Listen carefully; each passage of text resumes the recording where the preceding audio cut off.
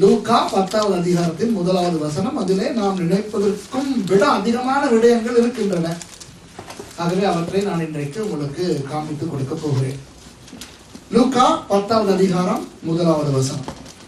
இவைகளுக்கு பின்பு கர்த்தர் வேறு 70 பேரை நியமித்து தாம் போகும் சகல பட்டணங்களுக்கும் இடங்களுக்கும் அவர்களை தமக்கு முன்னே 2 பேராக அனுப்பினார். இதுதான் அந்த வசனம். இப்போ நீங்கள் யோசித்தால் இந்த வசனம் தான் அப்படியே அப்பட்டமாக விளங்குகிறதே. இதிலே என்னத்தை இவன் காண்பிக்க போகிறான் என்று நான் நம்புகிறேன். கர்த்தர் எனக்கு காண்பித்த, எனக்கு கற்றுக் கொடுத்த சில விடயங்களை நான் உங்களோடு பகிர்ந்து கொள்ள போகிறேன். எனக்கும் எனது சபைக்கும் இந்த வசனம் எப்படி ஆசீர்வாதமாக அமைந்திருக்கிறதோ அதே போல உங்களுக்கும், உங்கள் சபைக்கும், உங்கள் ஊழியத்துக்கும், உங்கள் வாழ்க்கைக்கும் இந்த வசனம் ஆசீர்வாதமாக அமையும் என்று நான் நிச்சயமாக நம்புகிறேன். இவைகளுக்கு பின்பு கர்த்தர் வேற 70 பேரை நியமித்து தாம் போகும் சகல பட்டணங்களுக்கும் இடங்களுக்கும் அவர்களை தமக்கு முன்னே 2 பேராக அனுப்பினார். இதனை கடைசியில இருந்து வருவோம். இந்த வசனத்திலே கடைசியில இருந்து அவர் என்ன சொல்லுகிறார் என்பதனை பார்ப்போம். கடைசியில் என்ன தெரியுமா சொல்லுகிறார்? அனுப்பினார். சரியா? கடைசி என்ன? அனுப்பினார். இப்போ உங்களுக்கு தெரியும், நான் பிரசங்கிக்க வந்தால் கண்டிப்பாக ஏதாவது ஒரு கிரேக்க சொல்லை போடத்தான் செய்வேன். அனுப்புவதற்கு என்னத்துக்காக அனுப்பினார்? ஒரு கடமையோடு அனுப்புகிறார், அப்படிதானே? ஒரு பொறுப்போடு அனுப்புகிறார், சும்மா விரட்டவில்லை. இப்போ என்னிடத்தில் இப்பொழுது வர வேண்டாம், எனக்கு நேரம் இல்லை, பொங்கல் பொங்கல், அந்த அனுப்புதல் வேறு. ஞாபகம் இருக்கிறதா? 5000 ஆண்களுக்கும் அவர்களோடு வந்த மற்ற பெண்கள் பிள்ளைகளுக்கும் அவர் 5 அப்பங்களையும் 2 மீன்களையும் கொண்டு உணவு கொடுத்த பிறகு அவர்களை எல்லாம் அவர் அனுப்பினார்.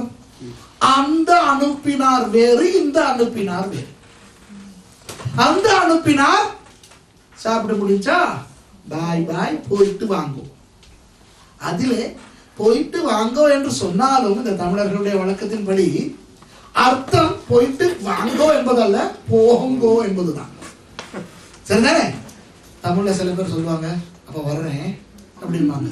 வர்றேன் இல்ல, போறேங்கிறதுதான் அப்படி சொல்றாங்க. அப்ப நம்ம சொல்லுவேன்னா போயிட்டு வாங்க. என்ன அர்த்தம்? போங்க, வராதீங்க. உண்மையா பொய்யா? சரிதானே? இப்போ இயேசு அந்த இடத்திலே அவர்களை அனுப்பினார், திரும்பி வருவதற்காக அல்ல. விஷயம் முடிந்தது, வந்தீர்களா, அற்புதம் பெற்றீர்களா, பிரசங்கம் கேட்டீர்களா, சாப்பிட்டீர்களா, இப்போ போங்கள், ஆளை விடுங்கள்.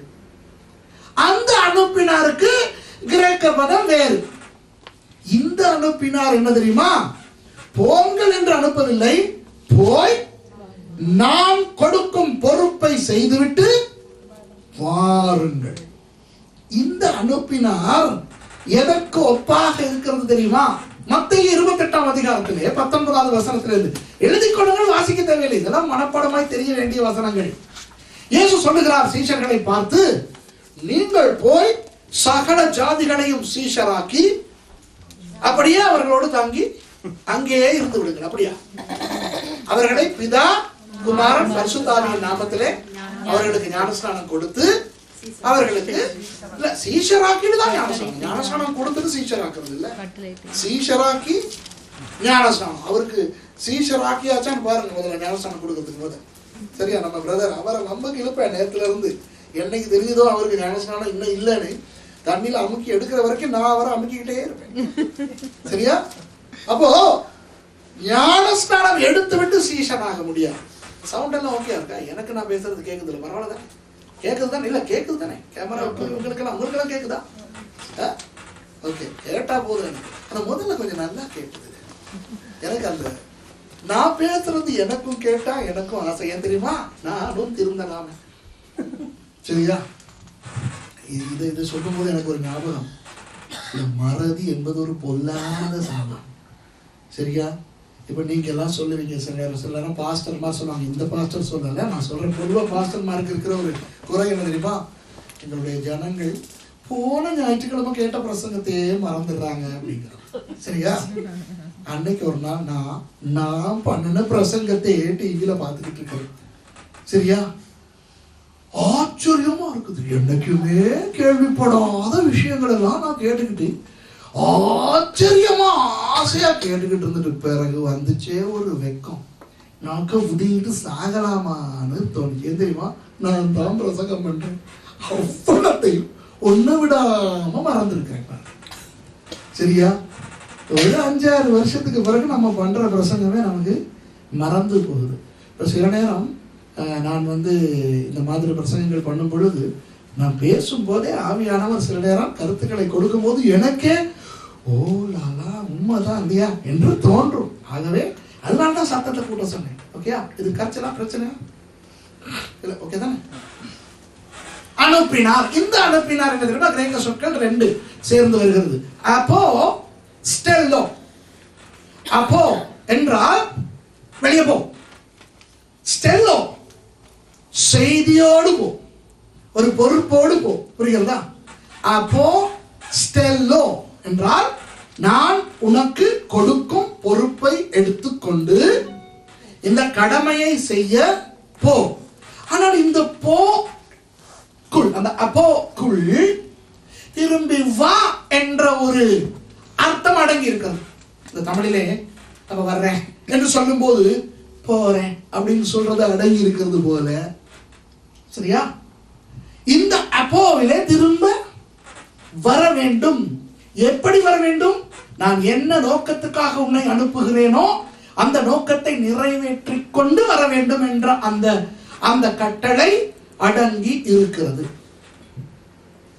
இந்த அனுப்பினார் அப்போஸ்டலோ என்றதிலிருந்துதான் அப்போஸ்டோலோஸ் என்ற கிரேக்க சொல் வந்தது. அந்த அப்போஸ்டோலோஸ் என்பதனை தான் ஆங்கிலத்திலே அப்போஸ்டல் என்று சொல்லுகிறார்கள், தமிழிலே அப்போஸ்தலர் என்று சொல்லுகிறார்கள். புரிகிறதா? அப்போ வேதத்திலே பலவிதமான அப்போஸ்தலர்கள் உண்டு. எபேசியர் 4ஆம் அதிகாரத்திலே காணப்படுகின்ற அப்போஸ்தலர்கள் அவர்கள் பெரிய அப்போஸ்தலர்கள். பேதுரு, பவுல், மத்தேயு, யோவான், அந்த விதத்தில் இன்றைக்கு காரியமாற்றும் அப்போஸ்தலர்கள். புரியுதா? 1000 விசுவாசிகள் சேர்ந்தாலும் ஒரு பேதுரு ஆகிட முடியுமா? சொல்லுங்க பார்க்கலாம். என்னத்தான் இருந்தாலும் பேதுரு தான், யோவான் தான். 1000 சுரேஷ் ராமச்சந்திரன்கள் சேர்ந்தாலும் ஒரு பவுல் அப்போஸ்தலன் ஆகிவிட முடியுமா? சொல்லுங்க பார்க்கலாம். இல்லை. இப்போ நம்ம பாடகர்கள், உங்களுக்கு தெரியும், நான் முன்பு பாடியவன் இல்லையா, பணத்துக்காக பாடியவன். அந்த பாடுற காலத்தில் எங்களுக்கு ஒரு நமக்குள்ள ஒரு கதை இருக்கு. என்ன தெரியுமா? பாட தெரியாதவன் ஊர்ல நாம தான் பாலசுப்ரமணியம். எங்க பாட தெரியாதவன் ஊர்ல நம்ம தான் பாலசுப்ரமணியம். ஏன்னா அவனுக்கு எஸ்பி பாலசுப்ரமணியம் ஒரு எட்டாத கொப்பு காணவே முடியாது.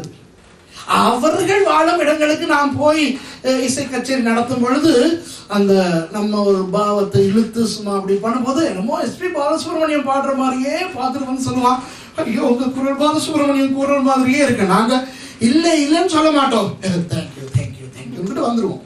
ஆனா உண்மையான பாலசுப்ரமணியத்துக்கிட்ட போய் நின்றா நாம பாடுறது எப்படி இருக்கும்?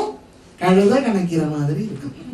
பாட தெரியாதவே ஊர்லதான் நம்ம பாலசுப்ரமணியம். இது இந்த பாடகர்கள் சொல்லுகிற ஒரு ஒரு ஒரு ஒரு ஒரு வாக்கியம். சரியா?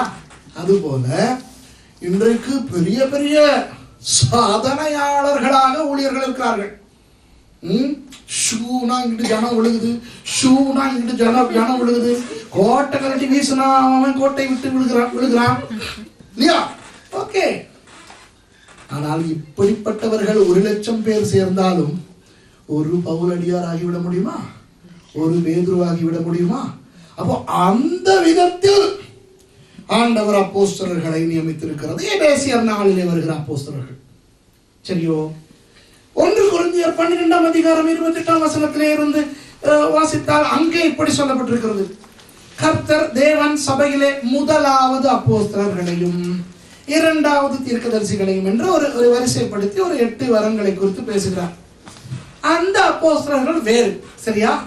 அந்த சபைகளிலே ஒரு தலைமை அப்போஸ்தலன் என்ற ஒரு தாற்பயம். அதுபோக இன்றைக்கு நாய், பூனை, கரடி, கொக்கு, வௌவால் கூட விசிட்டிங் கார்டு அடித்து அந்த விசிட்டிங் கார்டுகளில் தங்கள் பெயர்களுக்கு முன்னால் அப்போஸ்தலன் என்று போட்டுக் கொள்கின்ற ஒரு கலாச்சாரத்திலே வாழ்ந்து கொண்டிருக்கிறோம். சில பேரை சந்திச்சா, பிளேன்ல, ட்ரெயின்ல, ரோட்ல சந்திச்சா தங்களை இன்ட்ரோடியூஸ் பண்ணிக்கிறாங்க. ஹலோ, ஐ அம் அப்போஸ்தலன் சுரேஷ். பயங்கரமா இருக்கும். சரியா? அவங்க பேசும் போதெல்லாம் அப்படி இருக்கும். இந்த ஆவில நிரம்பி இருக்கிறதுனால வார்த்தையோட ஆவி சேர்ந்து வரும். Hello, praise the Lord. Praise the Lord சொல்ல மாட்டாங்க. காத்துல ஆவி இல்லை. Praise the Lord. நல்லா இருக்கிறீங்களா? அப்ப நீங்க கேட்டீங்கன்னா உங்க பேர் என்ன? நான் அப்போஸ்தலன் சுரேஷ். ஓ, அவ்வளவுதான். விசிட்டிங் கார்டு பார்த்தா அங்க ஒண்ணும் இருக்கு, சொந்தமா சபையே இருக்கு. சரியா? ஆனா விசிட்டிங் கார்டுல பார்த்தா என்றோ தெய்வமே அப்போஸ்தலன் இருக்கும். அப்படிப்பட்டவர்களும் உண்டு. ஆனால் இப்போ நாம் இருக்கிறோமே விசுவாசிகள், நாமும் அப்போஸ்தலர்கள் தான். உடனே பேதுருவை போல, மத்தேயுவை போல, யோவானை போல, அல்லது எபேசியர் 4 போல, 1 கொரிந்தியர் 12:28 போல என்று நினைத்து அவசரப்பட்டு விசிட்டிங் கார்டை தான் அனுப்பிச்சிடக்கூடாது. சரியா? இந்த அனுப்பப்பட்ட அப்போஸ்தலர்கள் தான் இந்த இடத்திலே காணப்படுகிறோம். புரியுதா உங்களுக்கு? அப்போ இந்த இடத்துல இயேசுவானவர் என்ன செய்கிறார்? அனுப்பினார். இந்த வர்க்கத்தை சேர்ந்த அப்போஸ்தலர்கள் தான் நீங்கள் எல்லாரும் நானும். புரியுதா? சரிதானே? கர்த்தர் நம்மை ரட்சித்து சும்மா இருந்து பரலோகத்துக்கு வா என்று சொல்லவில்லை. சும்மா இருந்தவனுக்கு என்ன கிடைத்தது என்று தாளந்துகள் உவமையிலே வரும். ஒருவனுக்கு 5 தாளந்து, ஒருவனுக்கு 2 தாளந்து, ஒருவனுக்கு 1 தாளந்து. 5 கொடுத்தவன் 10 திருப்பி கொண்டு வந்தான். ஏன் 15 கொண்டு வரவில்லை என்று கேட்கவில்லை. நல்லது, உண்மையும் உத்தமம் உள்ள ஊழியக்காரனே, கொஞ்சத்தில் உண்மைதான், கொடுத்ததே 5, மற்றவனுக்கு 2, 1. அதோடு ஒப்பிட்டு பார்க்கும் பொழுது அந்த 5 அதிகம். ஆனால் ஆண்டவர் சொல்கிறார், கொஞ்சத்தில் உண்மையாயிருந்தால் அநேகத்தில் உன்னை ஆசீர்வதிப்பேன். சரி, 2வது ஆள் வந்தான், 4 கொடுத்தான். அவனை பார்த்து, அவனை பார்த்தாயா, அவன் 10 கொண்டு வந்தான், நீ கேவலமானவனே 4 தான் கொண்டு வந்தாய் என்று திட்டினாரா? என்ன சொன்னார்? அவனுக்கு சொன்னது போலவே, நல்லது, உண்மையும் உத்தமம் உள்ள ஊழியக்காரனே, கொஞ்சத்தில் உண்மையாயிருந்தாய் அநேகத்துக்கு உன்னை அதிகாரியா வைப்பேன் என்று சொல்லுகிறார். 3வது ஆள் யார் தெரியுமா? சும்மா இருந்தவன். அவன் என்ன செய்தான்? அந்த ஒன்றை அழித்து நாசம் பண்ணவில்லை, அதை அப்படியே கொண்டு வந்து கொடுத்ததை அப்படியே கொடுக்கிறேன். சரியா? சும்மா இருந்ததுக்காக அவனுக்கு என்ன தண்டனை? அவனிடத்திலிருந்து அந்த ஒன்றையும் எடுத்து அந்த 10 கொண்டு வந்தவனுக்கு கொடுத்து விட்டு இவனை அழுகையும் பட்கடிப்பும் உள்ள இடத்துக்கு தள்ளி விடுகிறார். பார்த்தீர்களா? அப்போ சும்மா இருக்கிற விசுவாசிக்கு என்ன கிடைக்கும்? அதுதான் கிடைக்கும். நான் அதை சொல்ல விரும்பவில்லை, எதற்காக உங்களை குழப்புவார். சரியா? அப்போ இந்த அனுப்பப்படுகின்றவர்கள் சபையின் விசுவாசிகள் எல்லாரும். சரியா? அப்போ அனுப்பப்பட்டதை புரிந்து கொள்ளுங்கள். சரியா? கர்த்தர் என்னை இன்னும் அழைக்கவில்லை. பார்ப்போம், கர்த்தர் சொப்பனம் மூலமாகவாவது, ஒரு தீர்க்க தரிசனம் மூலமாகவாவது, தரிசனம் மூலமாகவாவது அழைப்பாரா என்று பார்ப்போம் என்று நீங்கள் காத்திருந்தால் சாகும் வரை காத்திருக்க வேண்டும். சரியா? என்றால் வசனத்திலே ஆண்டவர் அழகாக சொல்லுகிறார், சபையை மத்திய 28 எல்லாருக்கும் சொல்லுகிறார், நீங்கள் போய் சகல ஜாதிகளையும் சீஷராக்குங்க. அப்போ போய் சுவிசேஷம் அறிவிக்க வேண்டிய அந்த அழைப்பு யாருக்கு இருக்கிறது? எல்லாருக்கும் இருக்கிறது. புரியுதா? சரி, அப்ப இங்கே இயேசு என்ன செய்கிறார்? அவர்களை அனுப்புகிறார். அடுத்தது கடைசியிலிருந்து வருகிறோம். அனுப்பினார். அடுத்தது 2 பேராக அனுப்பினார். இது ரொம்ப முக்கியம். இன்றைக்கு அநேக ஊழியர்கள் சுவிசேஷம் சொல்ல போகும் பொழுது தனியாக போய் மாட்டிக்கொள்கிறார்கள். ஒரு நாளும் சுவிசேஷம் சொல்ல தனியாக போகக்கூடாது. இப்போ நீங்கள் தனியாக பஸ்ஸிலே வரும் பொழுது அல்லது நீங்கள் சந்தைக்கு போயிருக்கும் பொழுது தனியாக உங்களிடம் தானாக ஒரு மீன் வந்து மாட்டிக்கின்றது என்றால், அடடா, இந்த ஆளுக்கு சுவிசேஷம் சொல்லி இருப்பேனே, யாரும் எனக்கு துணையாய் இருக்கவில்லையே என்று அந்த மீனை தவற விடக்கூடாது. புரியுதா? தானாக வந்து நம் பக்கத்திலே அமர்ந்திருப்பவனுக்கு சுவிசேஷம் சொல்ல கிடைப்பது, அந்த சந்தர்ப்பத்தை பயன்படுத்திக் கொள்ள வேண்டும். காற்றுள்ள போதே தூற்றிக்கொள், சரிதானே? ஆனால் மீன் பிடிக்க போகும்போது அந்த தானாக மீன் வந்து மாட்டுகின்ற அந்த ஒரு அஜாக்கிரதை ஆயத்தமின்மையோடு போவானா மீனவன்? சரியா? யார் வேண்டுமானாலும் திடீரென மீன் தானாக வந்து மாட்டிக்கொண்டால் கவ்விக்கொள்வான், அது வேறு. ஆனால் மீன் பிடிக்க போகிறவன் ஆயத்தத்தோடு போவது போல ஊழியத்துக்கு சுவிசேஷம் அறிவிக்க போகிறவர்கள் 2 பேராக போக வேண்டும் என்று வேதத்தில் ஆண்டவர் கற்றுக் கொடுத்திருக்கிறார். தனியாக போனால் பல கெட்ட பெயர் வரலாம். சரியா? அந்த தனியா அடி வாங்குறது கூட கொஞ்சம் கஷ்டமா இருக்கு. இன்னொருத்தரோட சேர்ந்து அடி வாங்குறது இன்பமா இருக்கும். ஏன்னா அவனுக்கும் அடி விழுகுதுங்கிறது அந்த தமிழனுக்கே உரிய அந்த இன்பம். சரியா? தமிழனுக்கு நான் ஒரு தமிழன் தானே. என்னது, தனக்கு அடி விழுகிற போது இன்னொருத்தருக்கு விழுந்தா கொஞ்சம் ஆறுதல், அவனுக்கு சேர்ந்துதான் விழுகுது, அந்த ஒரு ஆறு. சரி, இப்போ 2 போகும் பொழுது அந்த அநேக பாதுகாப்பு, அதிகம் பாதுகாப்பு. கெட்ட பெயர்களுக்கு தப்பலாம். சரியா? ஒருவர் தேவையில்லாத விஷயங்களை பேசும்போது மற்றவர் மெதுவாக அவரை பிடித்து அவரை அடக்கலாம். சரியா? சுவிசேஷம் அறிவிக்க போகும்பொழுது அநேகர் என்ன செய்கிறார்கள்? சுவிசேஷத்தை அறிவிக்காமல் அவர்களுடைய மதத்தை திட்டிக் கொண்டிருக்கிறார்கள். அடிக்கடி நான் சொல்லுவேன், இன்றைக்கு சுவிசேஷம் அறிவிக்க போகிறவர்கள் மற்றவர்களுடைய மதங்களை பற்றி பேசிக் கொண்டிருப்பார்கள். சரியா? மற்றவர்களை போய் குற்றம் சாட்டிக் கொண்டிருப்பார்கள். நீங்கள் விக்கிரகங்களை வணங்குகிறீர்கள், நீங்கள் பிசாசுகளை வணங்குகிறீர்கள். எப்படி இருக்கும் உங்களை பார்த்து யாராவது அப்படி சொன்னா? ஆகவே மற்ற மதங்களை பற்றி பேசவோ குற்றம் குறை கூறவோ கர்த்தர் சொல்லவில்லை. இவர்களை எதற்கு அனுப்புகிறார்? நீங்கள் போய் சுவிசேஷத்தை அறிவீங்கள். அப்ப 2 பேராய் போகும் பொழுது அவர்கள் திட்டம் போட்டு தீர்மானித்து ஒருவருக்கு ஒருவர் உதவியாக ஜெபித்து ஒரு மனதோடு இவர்கள் போகலாம். ஆகவே 2 பேராக ஊழியத்துக்கு போவதை இயேசு இங்கே காட்டி கொடுத்தார். அதை அதிகமாக நான் பேச விரும்பவில்லை. ஆனால் அதற்கு முன்னே அவர் சொல்லுவது மிகவும் அழகான ஒன்று. என்ன தெரியுமா? தாம் போகும் சகல பட்டணங்களுக்கும் இடங்களுக்கும் அவர்களை தமக்கு முன்னே 2 பேராக அனுப்பினார். இப்போ அன்பானவர்களே, நீங்கள் சுவிசேஷம் அறிவிக்க போகும் பொழுது 2 பேராக போவது கூட எப்படிப்பட்ட இடங்களுக்கு போவது என்பதிலே ஒரு கவனம் இருக்க வேண்டும். இயேசு எங்கே அனுப்புகிறார் தெரியுமா? தான் போகும் பட்டணங்களுக்கும் இடங்களுக்கும். இன்றைக்கு நீங்கள் சுவிசேஷம் அறிவிக்க போகும் பொழுது நீங்கள் தீர்மானிக்க வேண்டும், இந்த இடத்துக்கு இயேசு வர விரும்புவாரா? இயேசு சர்வ வியாபகர், அவர் எல்லா இடத்திலும் இருக்கிறார். அது அவருடைய பிரச்சனை. அது அவருக்கு எவ்வளவு துன்பமா இருக்கும் என்று அவருக்கு தான் தெரியும். ஆண்டவருடைய குணங்கள் இருக்கின்றனவே, சர்வ வல்லவர், சர்வ வியாபகர், எல்லாம் தெரிந்தவர். இதெல்லாம் நமக்கு, அதெல்லாம் இல்லாத நமக்கு கேள்விப்படும் போது எவ்வளவு இன்பமா இருக்கும் இந்த சர்வ வல்லவராய் இருப்பது, சர்வ ஞானியாய் இருப்பது, சகல இடங்களிலும் இருப்பது என்று நமக்கு தோன்றும். ஆனால் அந்த நிலையில் இருக்கின்ற ஆண்டவருக்கு தான் தெரியும் அது எவ்வளவு வருத்தமானது என்று. ஏன் தெரியுமா? நாம் செய்கிற நல்ல விஷயங்களை மாத்திரமல்ல, அட்டூழியங்களையும் கூட அவர் பார்க்க வேண்டிய நிர்பந்தத்திலே இருக்கிறார். ஏன்? அவருக்கு பார்க்காமல் இருக்க முடியாது என்றால் அவருக்கு சர்வ ஞானம் இருக்கிறது. புரியுதா? சரியா? இப்ப நமக்கு தெரியாமல் தப்பு தண்டா பண்ணினா பார்க்க கஷ்டமா இருக்காது. பாருங்க, சில நேரம் இந்த காலத்துல இந்த ஐசிஸ் அவர்கள் எத்தனை பேரை அப்படியே உயிரோடு கொன்று அழித்து கொண்டிருக்கிறார்கள். அப்போ கேள்விப்படுகிறோம், ஈராக்கிலே இத்தனை பேரை கொள்ளுகிறார்கள், சிரியாவிலே இத்தனை பேரை கொள்ளுகிறார்கள், கழுத்தறுத்து கொள்ளுகிறார்கள். இப்படியெல்லாம் கேள்விப்படும் போதே கஷ்டமா இருக்கிறது. சில நேரம் இந்த வீடியோக்களில் பார்க்க நேரிட்டால் எவ்வளவு பயங்கரமா இருக்கும். அதை நேரடியாக போய் பார்க்க கிடைத்தால் எவ்வளவு வேதனையா இருக்கும். யோசித்து பாருங்க. இப்போ ஆண்டவருடைய சர்வ ஞானம் இருக்கிறதே, அந்த ஆண்டவர் உங்களை என்னை விட எல்லாம் நல்லவர் தானே.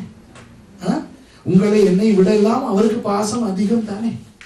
நீங்களும் நானும் நமக்கு நேரில் காணாத மக்களை குறித்து கேள்விப்படுகிறோம்.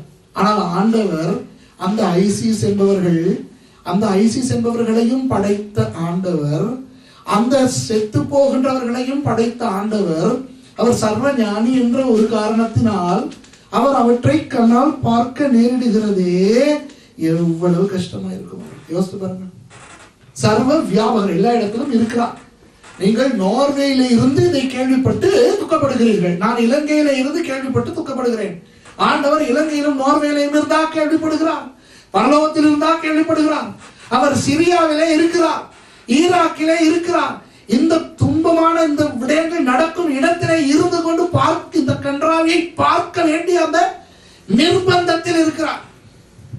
சும்மா மனிதர்கள் கேள்வி கேட்பதிலே ஆண்டவர் ஏன் இவற்றை எல்லாம் நிறுத்துகிறார் இல்லை அது இது என்று. ஆனால் அதற்கெல்லாம் நமக்கு பதில் சொல்ல வேண்டிய அவசியம் இல்லை. ஆனால் ஆண்டவருடைய நிலை பாருங்கள், பரிதாபமான ஒரு நிலை. அவர் சர்வ வல்லவர், சர்வ வியாபகர், சர்வ ஞானி. ஆகவே இதையெல்லாம் பார்க்க நேரிடுகிறார். அப்போ நாம் கூட பண்ணுகின்ற சில தவறான விடயங்களை அவர் பார்க்க வேண்டி வருகிறது. என்ன செய்ய? அவர் தான் நம்மோடு இருக்கிறாரே, அவர் எல்லாத்தையும் காண்கிறார். ஆனால் அவர் போக விரும்பாத சில இடங்களும் உண்டு. அவர் இருக்கிறார் என்பது உண்மை, ஆனால் அவர் போக விரும்பாத இடங்களும் உண்டு. குடிகாரர்கள் குடித்துக் கொண்டிருக்கும் இடத்துக்கு ஆண்டவராகிய இயேசு போக விரும்புவாரா? அவர் அங்கே இருக்கிறார் என்பது உண்மை, ஆனால் அந்த இடத்துக்கு அவர் போக விரும்புவாரா? இல்லை. தேவ தூஷணம் பேசிக்கொண்டு, கெட்ட வார்த்தை பேசிக்கொண்டு, பாட்டி என்ற பெயரில் இப்படி அசுத்தங்களை பேசிக் கொண்டிருக்கிறவர்கள் மத்தியிலே இயேசுவானவர் போக விரும்புவாரா? ஆகவே சுவிசேஷம் அறிவிக்க போகிறவர்கள் எந்த இடத்துக்கு போய் சுவிசேஷம் அறிவிக்கின்றோம் என்பதனை குறித்து கொஞ்சம் கவனமாய் இருக்க வேண்டும். இந்த இடத்துக்கு இயேசு வர விரும்புவாரா? தான் போகும் பட்டணங்களுக்கும் இடங்களுக்கும் தான் அவர் இவர்களை 2 பேராக அனுப்புகிறார். புரியுதா? சரி, இப்ப இதையெல்லாம் விட நான் உங்களுக்கு சொல்லிக் கொடுக்க விரும்புவது என்ன தெரியுமா? வேறே 70 பேரை நியமித்து. யாரை நியமித்து? வேறே 70 பேர். அப்போ வேறே 70 பேர் என்றால் இவர் நியமிக்காத வேறே யாரோ இருக்கின்றார்கள் என்று அர்த்தம். சரியா? அவர்கள் யார் என்று பார்க்க வேண்டும்.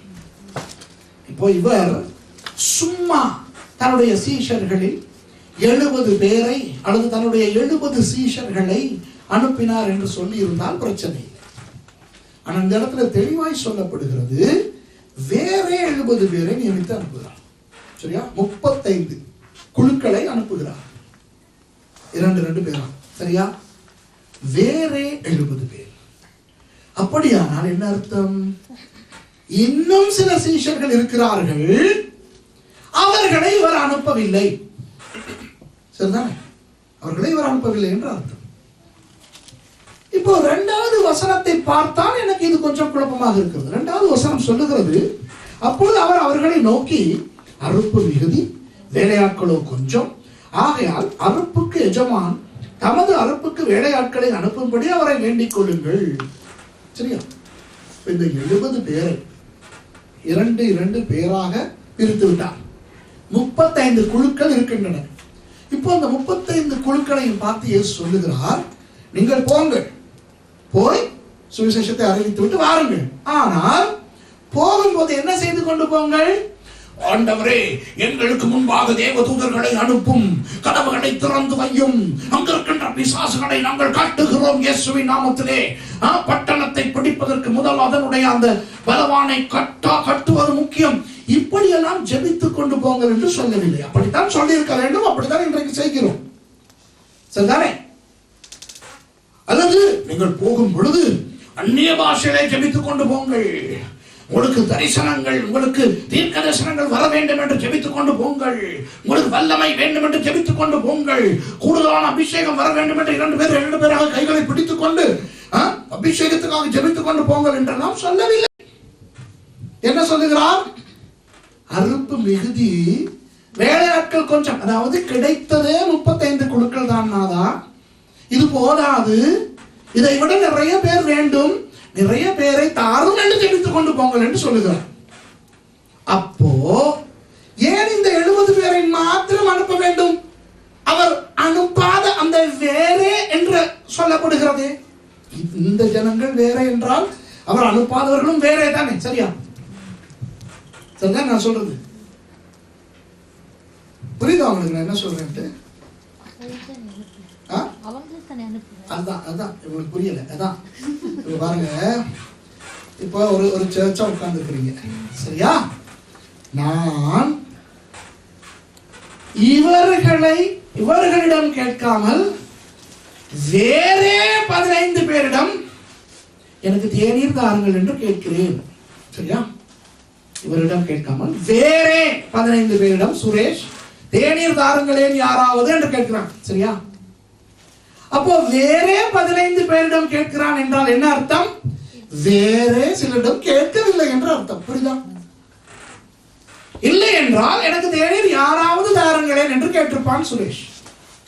சரியா? சபையிலே சுரேஷ் என்ன கேட்கிறான்? வேறே 15 பேரை பார்த்து, சபைக்குள்ளே இருக்கும் வேறே 15 பேரை பார்த்து சுரேஷ் கேட்கிறான், யாராவது எனக்கு ஒரு தேநீர் தாருங்களேன் என்று. என்ன அர்த்தம்? வேறே சிலரும் சபையிலே உண்டு என்று அர்த்தம். அவர்களிடம் சுரேஷ் கேட்கவில்லை என்று அர்த்தம். அப்போ இயேசு வேறே 70 பேரை அனுப்பினார் என்றால் என்ன அர்த்தம்? இந்த 70 பேர் தவிர வேறே சிலரும் இருந்திருக்கிறார்கள், அவர்களை அனுப்பவில்லை என்று அர்த்தம். புரியுதா?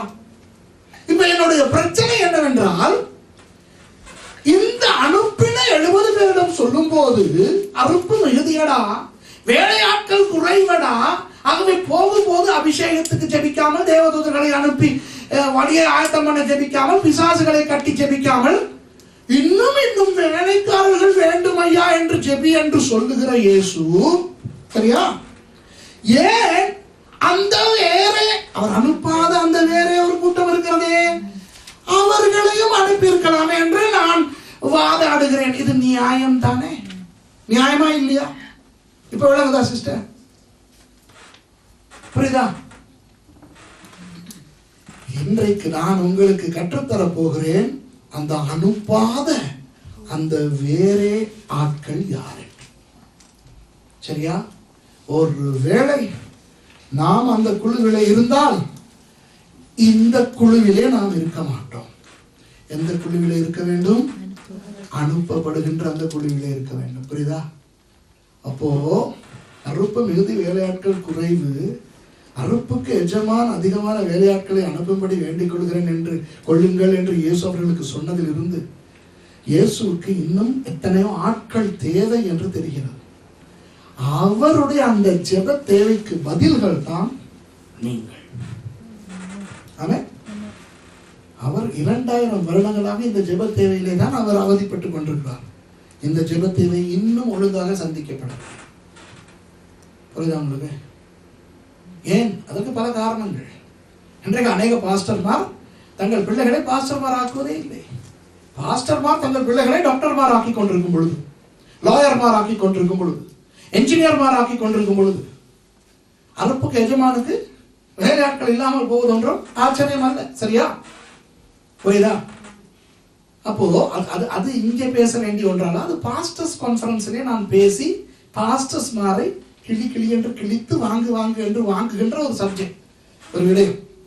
இங்கே நான் என்ன சொல்லுக வருகிறேன் என்றால், ஆண்டவருக்கு நன்றி செலுத்துங்கள்.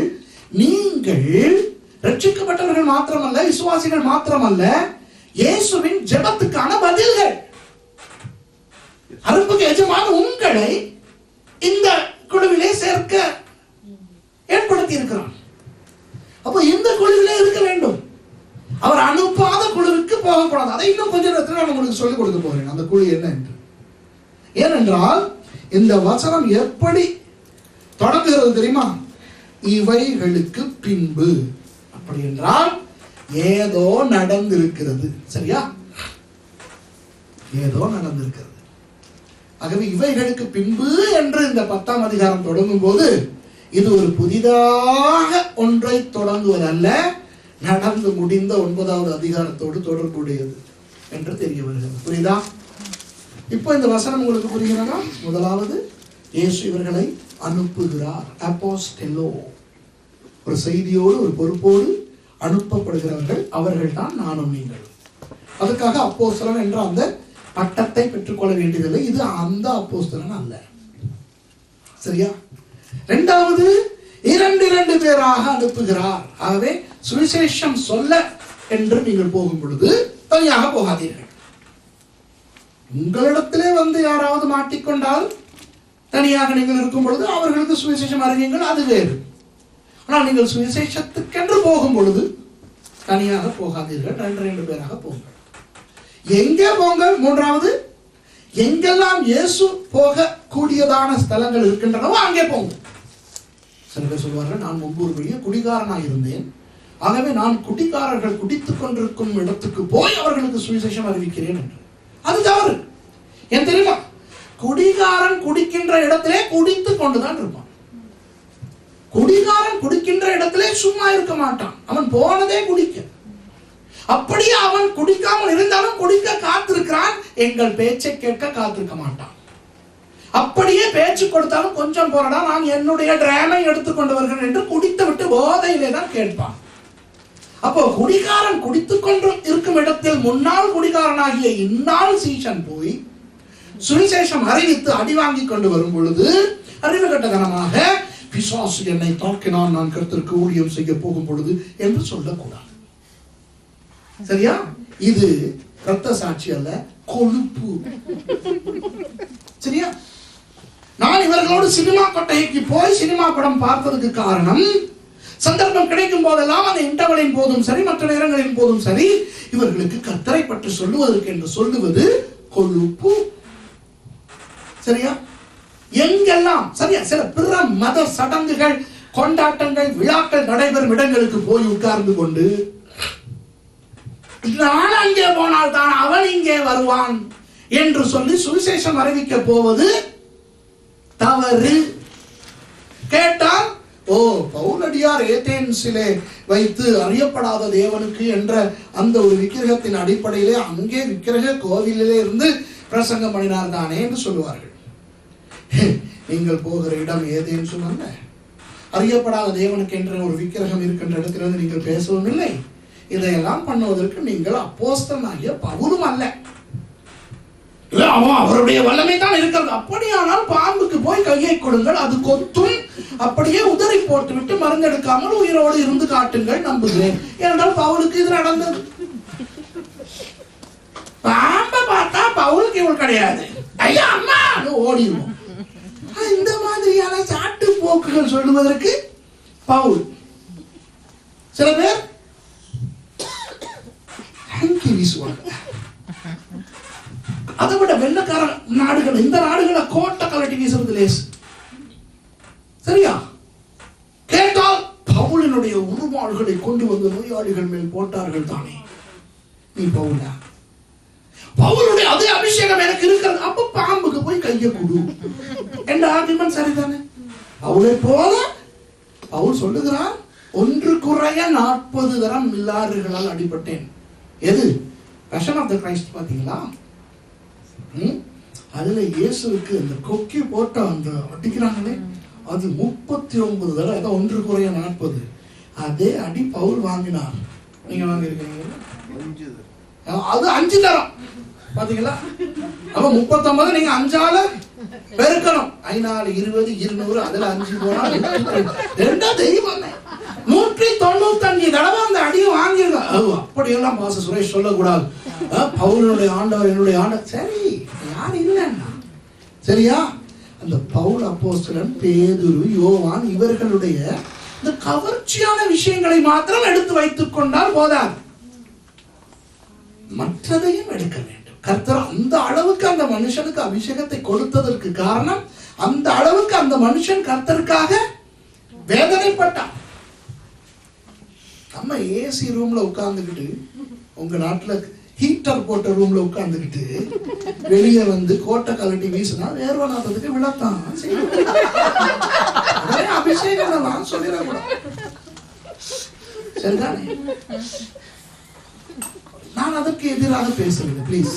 நான் அதற்கு எதிராக பேசவே இல்லை.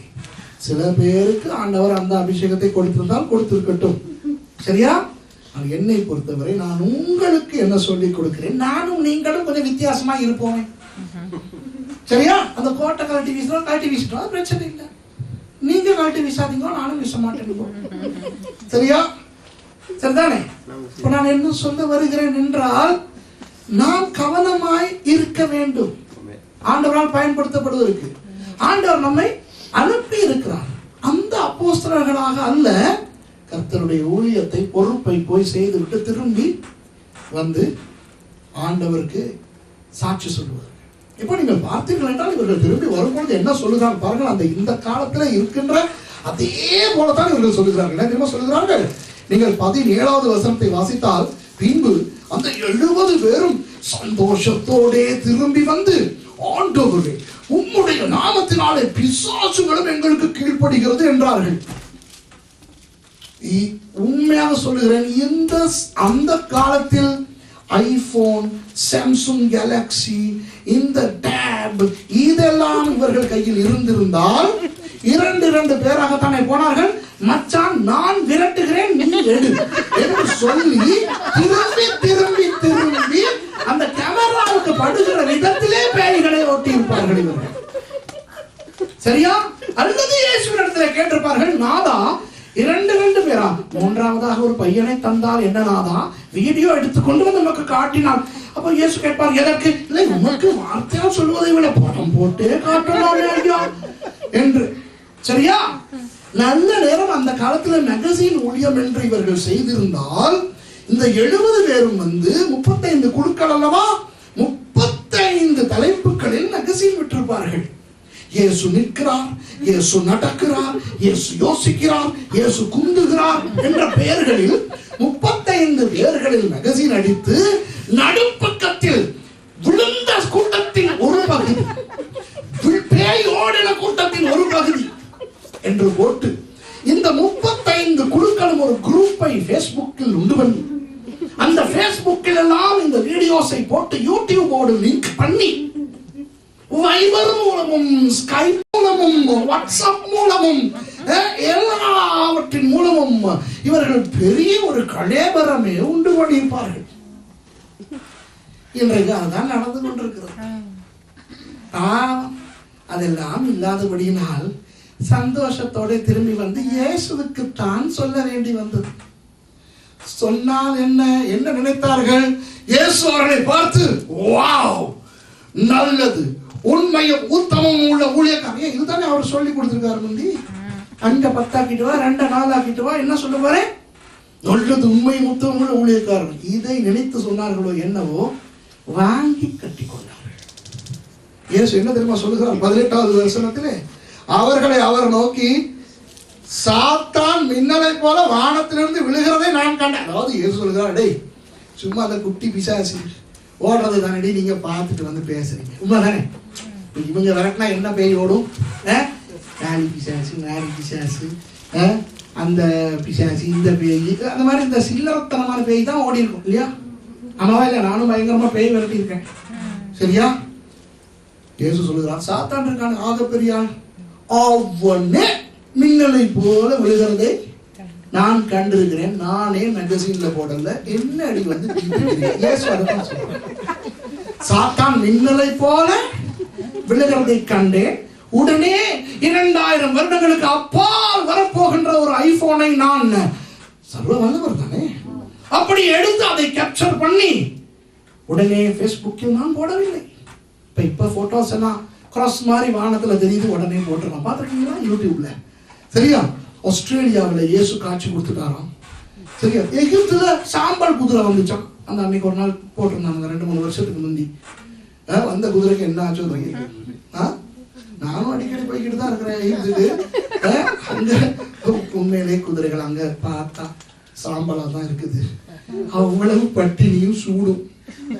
கொஞ்சம் நல்லா இருக்கிற மிருகம் பார்த்தா ஒட்டகம் தான், சரியா? ஒருவேளை அதை சொல்லியிருப்பாங்களோ? சரி, அது தேவை நமக்கு.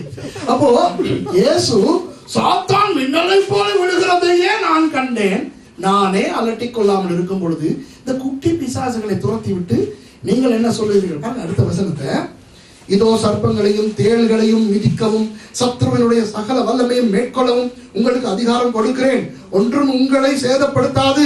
அடுத்த சொல்தான் இன்ட்ரெஸ்டிங்.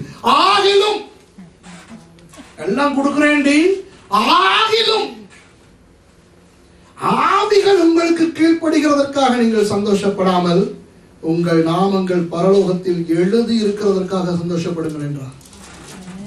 இன்றைக்கு அநேகருக்கு எது சந்தோஷம் தெரியுமா? எனக்கு தீர்க்க தரிசன வரம் இருக்கிறது, எனக்கு தரிசனம் பார்க்கிற வரம் இருக்கிறது, கர்த்தர் என்னோடு சொப்பனங்களின் மூலம் பேசுகிறார், நான் கை வைத்தால் ஜனங்கள் சொஸ்தம் அடைகிறார்கள், நான் போய் வந்தால் நிறைய பேர் ரட்சிக்கப்படுகிறார்கள். இயேசு சொல்லுகிறார், இவற்றை நிமித்தம் சந்தோஷப்பட வேண்டாம். எதற்காக சந்தோஷப்படுங்கள்? உங்கள் பெயர்கள் பரலோகத்திலே எழுதப்பட்டிருக்கு. ஏன் தெரியுமா? இவர் ஒரு விஷயத்தை ஞாபகப்படுத்துகிறார். மத்தேயு 7ஆம் அதிகாரத்தில் இவர் சொன்ன ஒரு விஷயம் என்ன தெரியுமா? அவர் பிரித்து சில பேரை அனுப்பிவிடும் போது அவர்கள் சொல்லுவார்களாம், ஐயோ இயேசுவே, எங்களுக்கு தெரியவில்லையா? உம்முடைய நாமத்திலே தீர்க்கதரிசனம் உரைத்தோம், உம்முடைய நாமத்திலே பிசாசுகளை துரத்தினோம். இயேசு என்ன சொல்கிறார் அவர்களை பார்த்து? உங்களை என்றைக்குமே அறியேன். இப்ப பாருங்க, நாம ஒருத்தரோட ஒருத்தர் பேசும்போது கதை விடலாம், சரியா? இப்ப பிரதர் சூரியையும் என்னையும் உதாரணத்துக்கு எடுத்துக்கொள்வோம். இப்ப பிரதர் சூரி இல்லாத இடத்திலே நான் உங்களுக்கு ஒரு கதை விடலாம். என்ன கதை? இப்ப இஸ்ரவேலுக்கு வந்தீங்க தானே, இஸ்ரவேல வச்சு, இப்ப பிரதர் சூரி இங்க இல்லையா, நான் சொல்றேன் உங்களுக்கு. இஸ்ரவேல வச்சு எருசலேம்ல 17 பிசாசு பிடிச்ச ஒரு பொம்பளை வந்தா. நான் இங்க இருந்தே அடையாளம் கண்டு அவளை பயங்கரமா சபிச்சேன், பிசாசு ஒவ்வொன்றா விரட்டினேன். அப்புறம் தான் பார்த்தேன், பிரதர் சூரி சொன்னார், மாஸ்டர் சுரேஷ், இவ்வளவு வல்லமை உங்களுக்கு இருக்கா? எனக்கு ஒரு 1000 யூரோ தேவைப்படுது. உடனே பிரதர் சூரியனுடைய தலையில கை வச்சு பெற்றுக்கொள் அப்படின்னு அப்படியே 2500 யூரோ தாள் அவருடைய பாக்கெட்ல வந்து இறங்கியது. இப்படி நான் உங்களுக்கு சொன்னா நீங்க உங்களை பார்த்தா கேணியங்க மாதிரி இல்லை, நான் கேட்கிறவன் கேணியனா இருந்தா எரும மாடி ஏரோப்ளேன் ஓட்டுற காலம் இது, சரியா? இப்பெல்லாம் அவன் பரலோகத்துக்கு போய் பிதாவே இப்படி கூப்பிடுற மாதிரி எல்லாம் பண்றானுங்க, சரியா? பிதா யாரு? பிதா. இயேசு கூப்பிட்டது போக இப்ப பிதா இப்படி கூப்பிடுறாராம். பீட்டா கேசட்டெல்லாம் இப்படி பாக்குறாராம். இதெல்லாம் பேசினா நமக்கு கோபம் தான் வரும். இப்ப உங்களுக்கு நான் சொல்லலாம், ஒரு வேளை நம்பினாலும் நம்பலாம், சரியா? நீங்கள் நம்புகிறீர்களோ இல்லையோ உங்களுக்கு சொல்லலாம். ஆனா நான் பிரதர் சூரியை பார்த்து சொல்ல முடியுமா? பிரதர் எருசலேம்ல வச்சு நான் 17 பேர் விரட்டினேனே, நீங்க பார்த்துக்கிட்டு இருந்தீங்கன்னா அவரை பார்த்து சொல்ல முடியுமா? ஏன்னா அப்படி ஒரு சம்பவமே நடக்கலையே. பிரதர் உங்களுக்கு நான் கை வச்சு ஜெபிக்கும் போது 2500 யூரோ தாள் உங்க பாக்கெட்ல வந்ததுன்னு அவருக்கு சொல்ல முடியுமா? ஏன்? அது நடக்கவில்லை. அவரை பார்த்து அவரை குறித்து நான் ஒரு போய் சொல்ல முடியாது, மற்றவர்களுக்கு சொல்லலாம். இப்ப மத்தேயு 7ஆம் அதிகாரத்து ஜனங்கள் மற்றவர்களிடம் சொல்லவில்லை, நாங்கள் பிசாசுகளை துரத்தினோம், தீர்க்கதரிசனம் உரைத்தோம் என்று இயேசுவையே பார்த்து சொல்லுகிறார்கள். ஏன்? உண்மையாக நடந்தபடியினால். விளங்குதா? உண்மையாக அவர்கள் பிசாசு துரத்தி இருக்கிறார்கள், உண்மையாக தீர்க்கதரிசனம் உரைத்திருக்கிறார்கள், அதனால் தான் சொல்லுகிறார்கள். ஆனால் இயேசு என்ன சொல்லுகிறார்? அப்படி ஒன்றும் நடக்கவில்லை என்று சொல்லவில்லை. ஏன் சொல்லவில்லை? நடந்தது. ஆனால் அவர் என்ன சொல்கிறார்? உங்களை நான் அறியேன். அதைத்தான் இந்த இடத்துல அவர் சுட்டி காட்டுகிறார். ஆவிகள் உங்களுக்கு கீழ்ப்படுகின்றன என்று பீற்றிக் கொள்ளாதீர்கள், அதை குறித்து சந்தோஷம் கூட பட வேண்டாம். உங்கள் பெயர்கள் பரலோகத்திலே எழுதி இருக்கிறதை குறித்து சந்தோஷப்படுங்கள். ஆகவே இந்த 2 பேராக அனுப்புகிறார் அல்லவா? உங்களுக்கும் சில வரங்களை கர்த்தர் கொடுத்திருக்கிறார் அல்லவா? உங்களில் சில பேருக்கு பிரசங்கம் பண்ணுகின்ற வரம், உங்களில் சில பேருக்கு பாடுகிற வரம், உங்களில் சில பேருக்கு நன்றாக ஆராதனை நடத்துகிற வரம், உங்களில் சில பேருக்கு நல்ல ஆத்தும ஆதாய வரம். என்னென்ன வரங்கள், என்னென்ன அழைப்புகள் உங்களுக்கு கர்த்தர் கொடுத்திருக்கிறாரோ உங்களுக்கு தான் தெரியும். அதை குறித்து சந்தோஷப்பட வேண்டாமா? உங்களுடைய நாமங்கள் பரலோகத்திலே எழுதி இருக்கிறதற்காக சந்தோஷப்படுங்கள். அதைத்தான் இங்கே அவர் சொல்லிக் கொடுக்கிறார். சரி, இப்போ இந்த இவைகளுக்கு பின்பு என்று அவர் சொல்கிறார் அல்லவா, அதைத்தான் நான் உங்களுக்கு காண்பிக்க விரும்புகிறேன். நான் உங்களுக்கு இந்த வேறே 70 பேர் என்ற அந்த அம்சத்தில் இந்த 70 பேர் அல்லாத அந்த வேறே என்று சொல்லுகின்ற ஜனங்கள் இருக்கிறார்களே, அவர் அனுப்பாதவர்கள், அவர்கள் யார் என்று உங்களுக்கு நான் காட்டி கொடுக்க போகிறேன். ஒருவேளை அவர்களை போல இந்த இடத்துல யாராவது இருந்தால் தயவு செய்து வெளியே சொல்ல வேண்டாம், அவமானம். உள்ளேயே ஆண்டவரிடத்துல மனம் திரும்பி அந்த குரூப்பில் இருந்து இந்த குரூப்புக்கு தாவி விடுவோம். சரியா? அந்த குழுவிலிருந்து இந்த வேறே 70 பேர் என்ற குழுவுக்கு தாண்டி விடுவோம். சரியா? என்றால் இருக்கலாம், இல்லாமலும் இருக்கலாம். இல்லாமல் இருந்தால் பிரைஸ் தரோம். இப்போ உங்களுக்கு நான் ஒன்றை சொல்லுகிறேன், தயவு செய்து நான் உங்களுக்கு 3 குழுக்களை பற்றி சொல்லிக் கொடுக்க போகிறேன். இந்த 3 குழுக்களை பற்றி நான் ஒவ்வொன்றாக சொல்லும் போது நீங்கள் உடனே இது அவருக்கு தான் என்று அப்படியே திரும்பி அவர் கேட்கிறாரா, அவர் என்ன ரியாக்ஷன் கொடுக்க, இதெல்லாம் பார்க்க உங்களுக்கா ஆம் என்றால் அதை விட்டு தாவி வாருங்கள் இந்த வேற 70 பேருக்கு. இல்லையா, பிரைஸ் தி லார்ட், அந்த குழுவுக்கு நான் விழுந்து விடாதபடி என்னை காத்துக்கொள்ளும் நாதா என்று இன்றைக்கு தீர்மானம் எடுத்துக்கொள்ளுங்கள். யாரும் நினைக்க வேண்டாம், அவர் வரவில்லையே, அவர் வந்திருக்க வேண்டும் நினைக்க கூடாது. எப்படியாவது இந்த வீடியோவை அந்த ஆளை பார்க்க வைக்க வேண்டும். ஆவியானவர் தான் கண்டித்து உணர்த்துகிறவர். அவருடைய ஊழியத்தை நீங்கள் யாரும் செய்ய போக வேண்டாம். சரியா? நானும் சரி, நீங்களும் சரி, பார்ப்போம். இந்த சொல்ல போகின்ற அந்த 3 குழுக்களில் எதிலாவது நாம் இருக்கிறோமா? இருந்தால் அதை விட்டு வெளியே வரும். பப்ளிக்கா இல்லை, ரகசியம். சரியா? நம்மால் அதையும் வச்சுக்கிட்டு அறுத்துக்கிட்டே இருப்பான். எவ்வளவு காலம் முதலே இருக்கிறீங்க அப்படின்னு கேட்டுட்டு இருப்பான். நம்ம தெரியுதானே? சரி, இப்போ 9வது அதிகாரத்திலே இந்த முதல் குழு எங்கே இருக்கிறது என்றால் 57ஆம் 58ஆம் வசனங்களிலே இந்த முதல் குழு 57வது வசனம் இப்படி சொல்லுகிறது. அவர்கள் வழியிலே போகையில் ஒருவன் அவரை நோக்கி, ஆண்டவரே, நீர் எங்கே போனாலும் உம்மை பின்பற்றி வருவேன் என்றான். சூப்பர் இல்லையா? இப்போ 10ஆம் அதிகாரம் 2வது வசனம் என்ன சொல்லுகிறது? இயேசு என்ன சொல்லுகிறார்? அந்த 70 பேரை அனுப்பும் போது அறுப்பு மிகுதி, வேலையாட்களோ குறைவு. அப்ப இங்கே 9ஆம் அதிகாரம் 57ஆம் வசனத்திலே ஒரு மீன் தானாக வந்து வலையிலே விழ பார்க்கிறது. ஒருவன் தானாக வந்து கேட்கிறான், ஆண்டவரே, சும்மா அல்ல, நீர் எங்கே போனாலும் நான் உண்மை பின்பற்றி வரப்போறேன். உடனே இயேசு என்ன செய்திருக்க வேண்டும்? தேங்க்யூடா, தேங்க்யூடா, எல்லாரும் இந்த ஆளை பாருங்கடா, திருப்பி ஒருக்கா சத்தமா சொல்லு என்று சொல்லி எல்லாம் அமைதியா இருக்க. இந்த ஆள் என்னமோ சொல்றார், திரும்ப சத்தமாய் சொல்லு. அப்படி சொல்ல வைத்து மைக்க கொண்டு போய் கிட்ட கொடுத்து, முன்னால வாங்க, எல்லாரும் அமைதியா இருந்து பாருங்க, எங்க சொல்லுங்க தம்பி, நீங்களா சொன்னீங்க, நான் உங்களுக்கு சொல்லி கொடுத்தேனா? இல்ல. பேதுரு வந்து சொல்லி கொடுத்தாரா? இல்ல. யோவான் சொல்ல சொன்னாரா? இல்ல. அப்ப நீங்களா என்ன சொல்றீங்க? ஆண்டவரே, நீ எங்கே போனாலும் நான் பின்பற்றி வருவேன். இப்படியெல்லாம் மைக்கில் சொல்ல வைக்கல. என்ன தெரியுமா சொல்றாரு? 58வது வசனத்தை பாருங்கள், குழப்பமா இருக்கிறது. அதற்கு இயேசு, நரிகளுக்கு குழிகளும் ஆகாயத்து பறவைகளுக்கு கூடுகளும் உண்டு, மனுஷகுமாரனுக்கோ தலை சாய்க்க இடமில்லை என்றான். அவனா வாரங்கிறான், ஒரே வெட்டு. அந்த இடத்துல நான் இருந்திருந்தேன்னா இயேசு பக்கத்துல நரிகளுக்கு குழிகளும் அப்படின்னு சொல்லும்போது நான் சொல்லிப்பேன், ஆண்டவரே, நரியெல்லாம் இங்க இருக்கிறேன், ஏன் நரிய பத்தி பேசுவானே? ஒருத்தன் அழகா வந்து வர்றேங்கிறான், வான்னு கூப்பிட வேண்டியதுதான். பாதி வழி வரும்போது அவனுக்கு முடியலைன்னா அவனை கலட்டிடலாம், அது வேற. இப்பதான் ஒப்பு கொடுக்குறான், இப்பவே வெட்டுறீங்களே நாதா நான் சொல்லியிருப்பேன். இதனாலதான் என்னைய பக்கத்துல வச்சுக்கிறேன். 2000 வருஷமா என்னைய படைக்காம எல்லாம் முடிஞ்ச பிறகு என்னைய தூக்கி போட்டு படைச்சு இப்போ பண்ணடா பிரசங்கம்னு விட்டுட்டான். பைபிள் காலத்துல பல சந்தர்ப்பங்களில் எனக்கு ஆசை, அந்த இடத்துல நான் இருந்திருந்தால் சூப்பர் ஐடியாக்களை கர்த்தருக்கு கொடுத்திருப்பேனே. கர்த்தருக்கு சூப்பர் ஐடியா தேவையே இல்லை. ஆனா உண்மையில நீங்க யோசிக்க பார்ப்போம், அறுப்பு மிகுதி, வேலையாட்கள் குறைவு என்று அங்கலாய்க்கின்ற ஒரு நிலையில் இருக்கிற இயேசு தானாக ஒருவன் வந்து கேட்கும் பொழுது அவனை அப்படியே அதைரியப்படுத்தி விடுகிறான். அதற்கு பிறகு அவன் இல்லை இருந்தாலும் பரவாயில்லை, யாருக்கு குழி வேண்டும், யாருக்கு கூடு வேண்டும், எனக்கு நீர் இருந்தால் போதும் என்று அவன் வந்திருந்தால் வேதத்திலே அது எழுதப்பட்டிருக்கும்.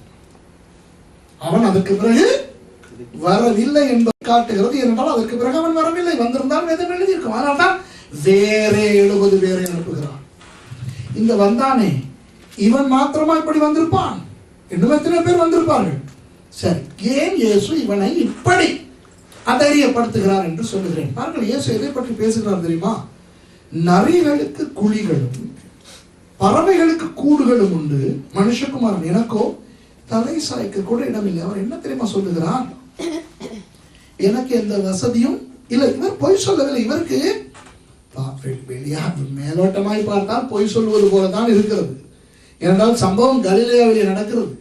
கலிலேயாவிலே கப்பர்நகூமிலே இயேசு வீடு எடுத்து வாழ்ந்தவர்.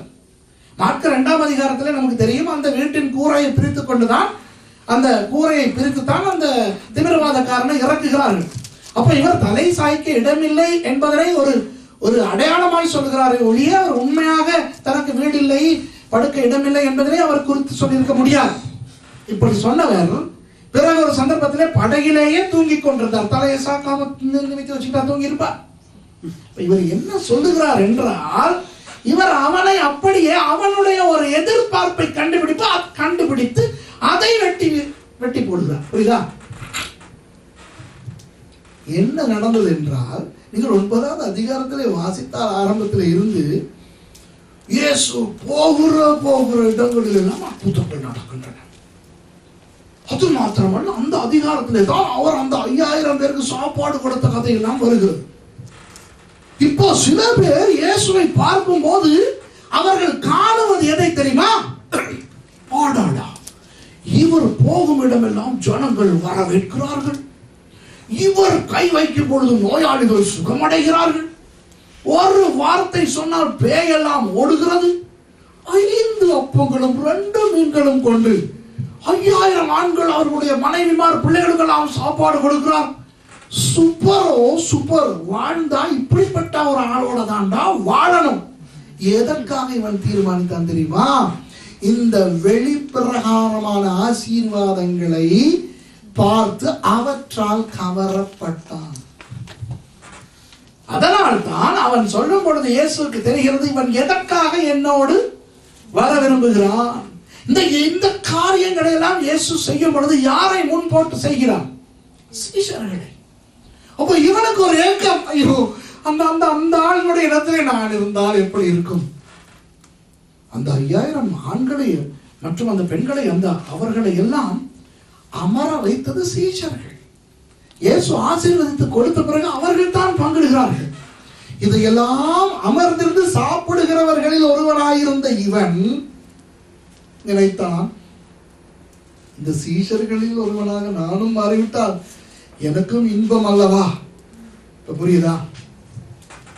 இப்படிப்பட்டவர்களைத்தான் இயேசு இந்த இடத்துல வெட்டுகிறார்.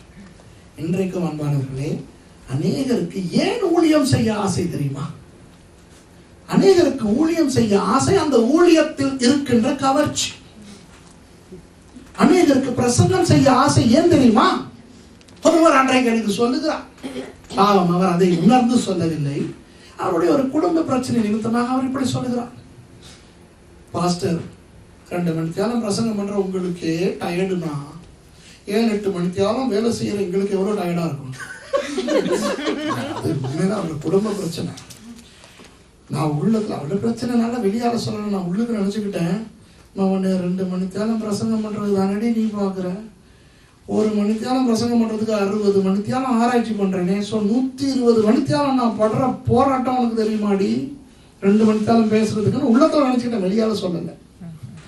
அப்போ பிரசங்கிக்கும் போது ஜனங்கள் எதை பார்க்கிறார்கள் தெரியுமா? இந்த மேடையிலே வந்து நிற்கின்ற அந்த கவர்ச்சி, பிரசங்கம் பண்ணுகிற போது காணப்படுகிற கவர்ச்சி. சில நல்ல பிரசங்கிமாரனுடைய பிரசங்களை பார்க்கும் பொழுது ஒரு ஏக்கம் வரும், ஐயோ இந்த நிலைமையிலே நான் வரக்கூடாதா? பெரிய சபை நடத்துகின்ற பாஸ்டர்மாரை சின்ன சபை நடத்துகின்ற பாஸ்டர்மார் பார்க்கும் பொழுது, ஐயோ எனக்கும் இந்த மாதிரி ஒரு சர்ச் இருக்க கூடாதா? எனக்கும் வாட்சி இருக்குதே ஒரு சர்ச், இப்படி நினைப்பார்கள். சரியா? சில பேர் வந்து பயங்கரமாக ஆராதனை நடத்தும் பொழுது, அப்படியே அபிஷேக ஆராதனை நடத்தும் பொழுது சில பேருக்கு ஐயோ ஐயோ ஐயோ எனக்கும் தான் பாட முடியுதே, நான் அந்த காலத்துல இருந்து பாத்ரூம் போகும்போதெல்லாம் பாடும்போது வெளியே இருக்கிற ஆளெல்லாம் நல்லா பாடுறேன்னு சொன்னாங்களே. கர்த்தாவே, என்னை ஆராதனை லீடராக, ஆராதனை தலைவனாக, ஆராதிக்கிறவனாக மாற்றும் ஐயா. நிறைய இடங்களிலே ஜனங்களுக்கு ஆராதனை நடத்த ஆசை, உண்மையாக ஆராதிக்க வேண்டும் என்றதுக்காக அல்ல, அந்த ஆராதனை ஊழியத்தில் இருக்கிற கவர்ச்சி. நான் உங்க சேர்ச்சாக்களை சொல்றேன், நான் வேற சேர்ச்சாக்களை சொல்றேன். சில பெண்களுக்கு உங்களுக்கு சிஸ்டம் தெரியாது தேவையில்லை. ஏன் முன்னாலே வந்து கொயரில் இருக்க வேண்டும் என்றால் ஒரே மாதிரி சாரி கட்டி ஒரே மாதிரி போட்டு அழகா வந்து நின்று இப்படி ஆராதிக்கிறத வீடியோல பார்க்கும்போது, அங்கிருந்து பார்க்கும்போது ஒரு ஆசை, நான் அங்கே வரக்கூடாதான், ஐயோ நானும் அவர்களில் ஒருத்தியா இருக்கக்கூடாதா. இதற்காகத்தான் நிறைய பேர் இப்படி ஊழியத்துக்கு வர விரும்புகிறார்கள். புரியுதா? ஊழியத்தில் மறுபகுதி ஒன்று இருக்கிறது. என்ன? ஆபத்தான ஒரு பகுதி, பயங்கரமான ஒரு பகுதி. எவனுக்கு அதிகமாய் கொடுக்கப்படுகிறதோ அவனுக்கு அதிகமாய் கேட்கப்படும். நிறைய பேர் சொல்லுவாங்க என்கிட்ட, பாஸ்டர்மா போன் பண்ணி நேரில் அப்பாயின்மெண்ட் எடுத்து வந்து கேட்பாங்க, பாஸ்டர் உங்களை போல நாங்களும் பிரசங்கம் பண்றதுக்கு சொல்லி கொடுங்க பாஸ்டர். ஹீப்ரூ படிக்கணும், கிரீக்ல, ஐயோ நீங்க ஹீப்ரூலையும் கிரீக்லையும் பைபிள் வாசிக்கிறீங்களாங்க பாஸ்டர். இன்டர்நெட்ல ஹீப்ரூ படிக்கிறதுக்கு ஏதாவது வழி இருக்கா? பாத்தீங்களா இவன் எப்படிப்பட்ட சோம்பேறி தெரியுமா? வீட்டில இருந்து ஃப்ரீ டைம்ல ஹீப்ரூ படிக்க போறான். படிச்சு 86ஆம் ஆண்டிலே இருந்து 2000ஆம் ஆண்டு வரைக்கும் நான் கிரேக்க மொழி படித்த பிறகு தான் வேதத்தை கிரேக்க மொழியிலே வாசிக்க ஆரம்பித்தேன். எத்தனை வருஷம்? 14 வருஷம். 3 வருஷம் ஸ்ரீலங்கால, மிச்ச வருஷம் பாதி வருஷம், 3 வருஷம் இங்கிலாந்துல, மீதி வருஷம் அமெரிக்கா. எவ்வளவு செலவு, எவ்வளவு கஷ்டம், எத்தனை இரவுகள் உறக்கம் இல்லை. நீங்க நோவேல வாழ்றீங்க, தமிழினை சிந்திக்கின்ற ஜனங்கள், நீங்க எல்லாம் தான் நோர்வேஜியன் பாஸ்போர்ட் எடுத்துக்கிட்டு நீங்க நோர்வேஜியன் சிட்டிசன்ஷிப் எடுத்தாலும் உங்களை தோலும் மாறல, மூளையும் மாறல. சரியா? ஆமாவா இல்லையா? அந்த மொஸ்கல பேசுறதுக்கு நீங்க படுற அவதி இருக்கு. ஆமாவா இல்லையா? சரிதானே? என்ன போல ஆக்கல நீங்க ஏமாத்தலாம். உங்க நொஸ்க காட்டினா நமக்கு நொஸ்க, எனக்கு நொஸ்கல தெரிஞ்ச ஒண்ணு தக்கு. சரியா? அப்ப எனக்கு தக்கு மட்டும் தானே தெரியும். நீங்க தக்கிட்ட தத்திமி எல்லாம் போட்டு என்னை போன்றவர்களை ஏமாற்றலாம். ஆனால் அந்த உங்கள் வாழும் நாட்டில் எல்லாரும் பேசும் ஒரு மொழியையே படிப்பதற்கு கஷ்டமா இருக்கிறது என்றால், புராண காலத்தில் பயன்படுத்திய எபிரேயம், புராண காலத்தில் பயன்படுத்திய அக்காடியன், அராமியம், கிரேக்கம் எல்லாம் படிக்கிறதுக்கு எவ்வளவு கஷ்டம். அந்த கஷ்டம் அவர்களுக்கு தெரிய மாட்டேங்கிறது. சரி, என்னை போன்றவரை ஆண்டவர் அழைக்கிறார், அவ்வளவுதான். ஒரு சிலரை அழைத்து அந்த கஷ்டத்துக்குள் அனுப்பி எடுக்கிறார். ஆனால் அது பயன்படும் பொழுது கவர்ச்சியாக இருக்கிறது அல்லவா? அந்த கவர்ச்சியை பார்த்தவுடன் ஆசை வருகிறது. அன்பானவர்களே, இதுதான் இவனுக்கு இருந்த பிரச்சனை. ஆக உங்களுக்கு ஒன்று சொல்லுகிறேன், ஒருவேளை நீங்கள் என்ன ஊழியமா இருக்கட்டும், பாடுகிற ஊழியம், ஆராதனை ஊழியம், இசைக்கருவி வாசிக்கிற ஊழியம், பிரசங்க ஊழியம், சரியா, ஏன் பைபிள் வாசிக்கிற ஊழியம் கூட, ஊழியம் என்றால் எல்லாமே ஊழியம் தான். இந்த ஊழியங்களின் மேல் உங்களுக்கு ஆசை வருவது நல்லது, அது வேண்டும். ஊழியத்தின் மேல் விசுவாசிகளுக்கு ஆசை வர வேண்டும். அது எதற்காக வருகிறது என்பதை கொஞ்சம் ஆராய்ந்து பார்க்க வேண்டும். அந்த ஊழியத்தில் இருக்கின்ற அந்த கவர்ச்சி, அதுவா அந்த ஒரு வித உலக பிரகாரமான ஆசை, அதா, இதை பார்க்க வேண்டும். புரியுதா? இப்ப கர்த்தர் என்னை மாற்றினார். உண்மையாக சொல்லுகிறேன், நான் என்னுடைய சாட்சியிலே ஒரு சாட்சினா நல்லது, நான் கெட்டதுன்னு சொல்லலாம். உங்களுக்கு தெரியும், எல்லாருக்குமே தெரியும், நான் ரட்சிக்கப்படுவதற்கு, ஆண்டவருடைய ஊழியத்துக்கு வருவதற்கு முன்பு நான் உலகத்திலே பாட்டு பாடியவன், இசை வாசித்தேன். அப்போ இயற்கையாக நான் ஊழியத்துக்கு வரும் பொழுது என்ன செய்ய விரும்பி இருப்பேன்? பாடல் எழுதி ஆராதனை நடத்தி வர்ஷிப் லீடராக வரத்தான் நான் விரும்பினேன். என்றால் இசை என்பது ஒரு மனுஷனுக்கு ரத்தத்தில் ஊறியது. இசை என்பது என்னுடைய உடம்பில் இருக்கின்ற கலங்கள், இழையங்கள், எலும்பு, ரத்தம், குருதி துளிக்கைகள் எல்லாவற்றிலும் இருக்கின்ற ஒன்று. சரியா? அப்ப அதைத்தான் நான் செய்ய விரும்புவேன். ஆகவே நான் ஊழியத்துக்கு வந்த ஆரம்பத்தில் அதைத்தான் செய்தேன். பிரசங்கம் பண்ண போனால், யாராவது எனக்கு பிரசங்கம் பண்ண அழைத்தால், பிரசங்கத்துக்கு முதல் கிதாரை எடுத்து பாடல் பாடி, வாவ் இதுதான். ஆனால் ஆண்டவர் என்னோடு ஒரு நாள் பேசி 94ஆம் ஆண்டிலே என்னோடு பேசினார். இங்கிலாந்தில் வாழ்ந்த காலத்திலே கர்த்தர் எனக்கு சொன்னார், சுரேஷ், நீ இந்த பாடல்களை எல்லாம் எழுதுகிறாயே, ஏன் எழுதுகிறாய்? சரியா? இந்த பாடல்களை நீ பாடி இதுவரை நீ 4 ஒளிநாடாக்களை வெளியிட்டாயே, ஏன் வெளியிட்டாய்? பிரசங்கத்துக்கு முன் கிட்டாரை எடுத்து பாடுகிறாயே, ஏன் பாடுகிறாய்? உண்மையாய் பதில் சொல்லு என்று ஆண்டவர் இடத்துல கேட்டார். பொய்யா பதில் சொல்றதா என்ன தெரியுமா? ஆண்டவரே, உண்மை துதிக்க, அந்த பாடல் வரிகளின் மூலம் செய்தி அனுப்ப, ஜனங்கள் தொடப்பட, உண்மையான காரணத்தை சொல்லடா என்று சொன்ன போது நான் சொன்ன உண்மையான காரணம் என்ன தெரியுமா? நான் அதை விட்டு வந்தேன் அல்லவா, அந்த ஆசை இருக்கிறது. ஜனங்களின் பாட்டை கேட்க வேண்டும், என்னை பாராட்ட வேண்டும், கைத்தட்ட வேண்டும், ஒன்ஸ் மோர் சொல்ல வேண்டும். ஆண்டவர் சொன்னார், உன்னுடைய தாளந்து எனக்கு வேண்டாம், நான் சொல்லுவதை செய். அதனால்தான் நான் பகிரங்கமாய் பாடுவதை நிறுத்தினேன். ஏன் தெரியுமா? உண்மையாக நான் அறிக்கை செய்கிறேன் உங்களுக்கு. நான் 94ஆம் ஆண்டு வரை ஊழியங்களின் போது பாடல் பாடியதும் இசை வாசித்ததும் கர்த்தரை மகிமைப்படுத்துவதற்காக அல்ல, என் திருப்திக்காக. அது ஒரு நல்ல ஒரு ஊழியம், கவர்ச்சியான ஒரு ஊழியம் என்றபடியினால் தான் செய்தேன். அதனால் தான் இன்றைக்கு ஜனங்கள் என்னை பாட சொல்லும் போது நான் பாட மாட்டேன். சரியா? இன்னைக்கா சொன்னீங்க பசங்க, அவனுக்கு நேற்று சொன்னீங்க, எனக்கு மறந்து போச்சு. இன்றைக்கா? நேற்று சொன்னார் பாசஞானம். நீங்க முன்னால வந்து பாட்டு பாடி அப்படியே செய்யுங்க. சொல்ல முடியாது, பேசுறதுக்கு மாத்திரம் மாறும். ஏன் தெரியுமா? கர்த்தர் சொன்னால் செய்வது வேறு, ஆனால் அந்த ஊழியத்தின் மேல் இருக்கின்ற கவர்ச்சியினால் செய்யக்கூடாது. அந்த பலவீனம் எனக்கு இருக்கிறது, இசையிலே எனக்கு அந்த பலவீனம் இருக்கிறது. நான் கவனமா இருக்க வேண்டும். பிரசங்கம் பண்ணுவதும் படித்துக் கொடுப்பதும் நான் வெறுத்த ஒன்று தெரியுமா? கர்த்தர் என்னை பிரசங்க ஊழியத்துக்கும் ஆசிரியனாக நீ கற்றுக் கொடுக்க வேண்டும் என்று அழைத்த பொழுது 89ஆம் ஆண்டு நான் அதை வெறுத்தேன். ஏன் தெரியுமா? படிக்கணும். படிச்சு கொடுக்கறதா முதல்ல என்ன செய்யணும்? படிக்கணும். நமக்கு அது வராது. ஸ்கூல்ல நல்லா படிப்பேன், ஆனா படிக்கிறதுக்கு அடி வாங்குவேன். என்ன படிப்பேன்? பாட்டு. பாட நேரம் பாட்டு படிப்பேன். டீச்சர் படிச்சு கொடுக்கும் போது இங்க சத்தான சுரேஷ் ராமச்சந்திரன் வா அடி, பிரின்சிபலுக்கு அனுப்பி அவரும் அடி, விளங்குதா? டீச்சர் வர ஒரு 2 நிமிஷம் லேட்னா நான் பாட்டு டக்கர். சரியா? என்ன போய் டீச்சர் ஆகினா, பைபிள் டீச்சர் ஆகினா முடியுமா? படிக்கணுமே. நான் வெறுத்தேன். கர்த்தர் என்னை நான் விரும்பாத ஊழியத்தை கொடுத்தபடினால் அது எனக்கு கவர்ச்சியாக தெரிய மாட்டேன் என்கிறது. நான் உண்மையை சொல்லுகிறேன் உங்களுக்கு. இந்த படித்து கொடுக்கிற ஊழியம், பிரசங்க ஊழியம் ஒரு கவர்ச்சியான ஊழியமா எனக்கு தெரியவில்லை. ஏன் தெரியுமா? அது எனக்கு கஷ்டமான ஒரு 2 கஷ்டங்கள். ஒன்று, ஆயத்தம் செய்ய வேண்டும், ஆவிக்குரிய ஆயத்தம், படிப்பு, இதெல்லாம். 2வது கஷ்டம் என்ன தெரியுமா? கர்த்தர் சொல்வதை சரியாய் சொல்லிவிட்டு இருக்க வேண்டும். ஏனென்றால் சிலர் நான் சொல்வதை அப்படியே நம்புகின்ற நிலையில இருக்கிறார்கள்.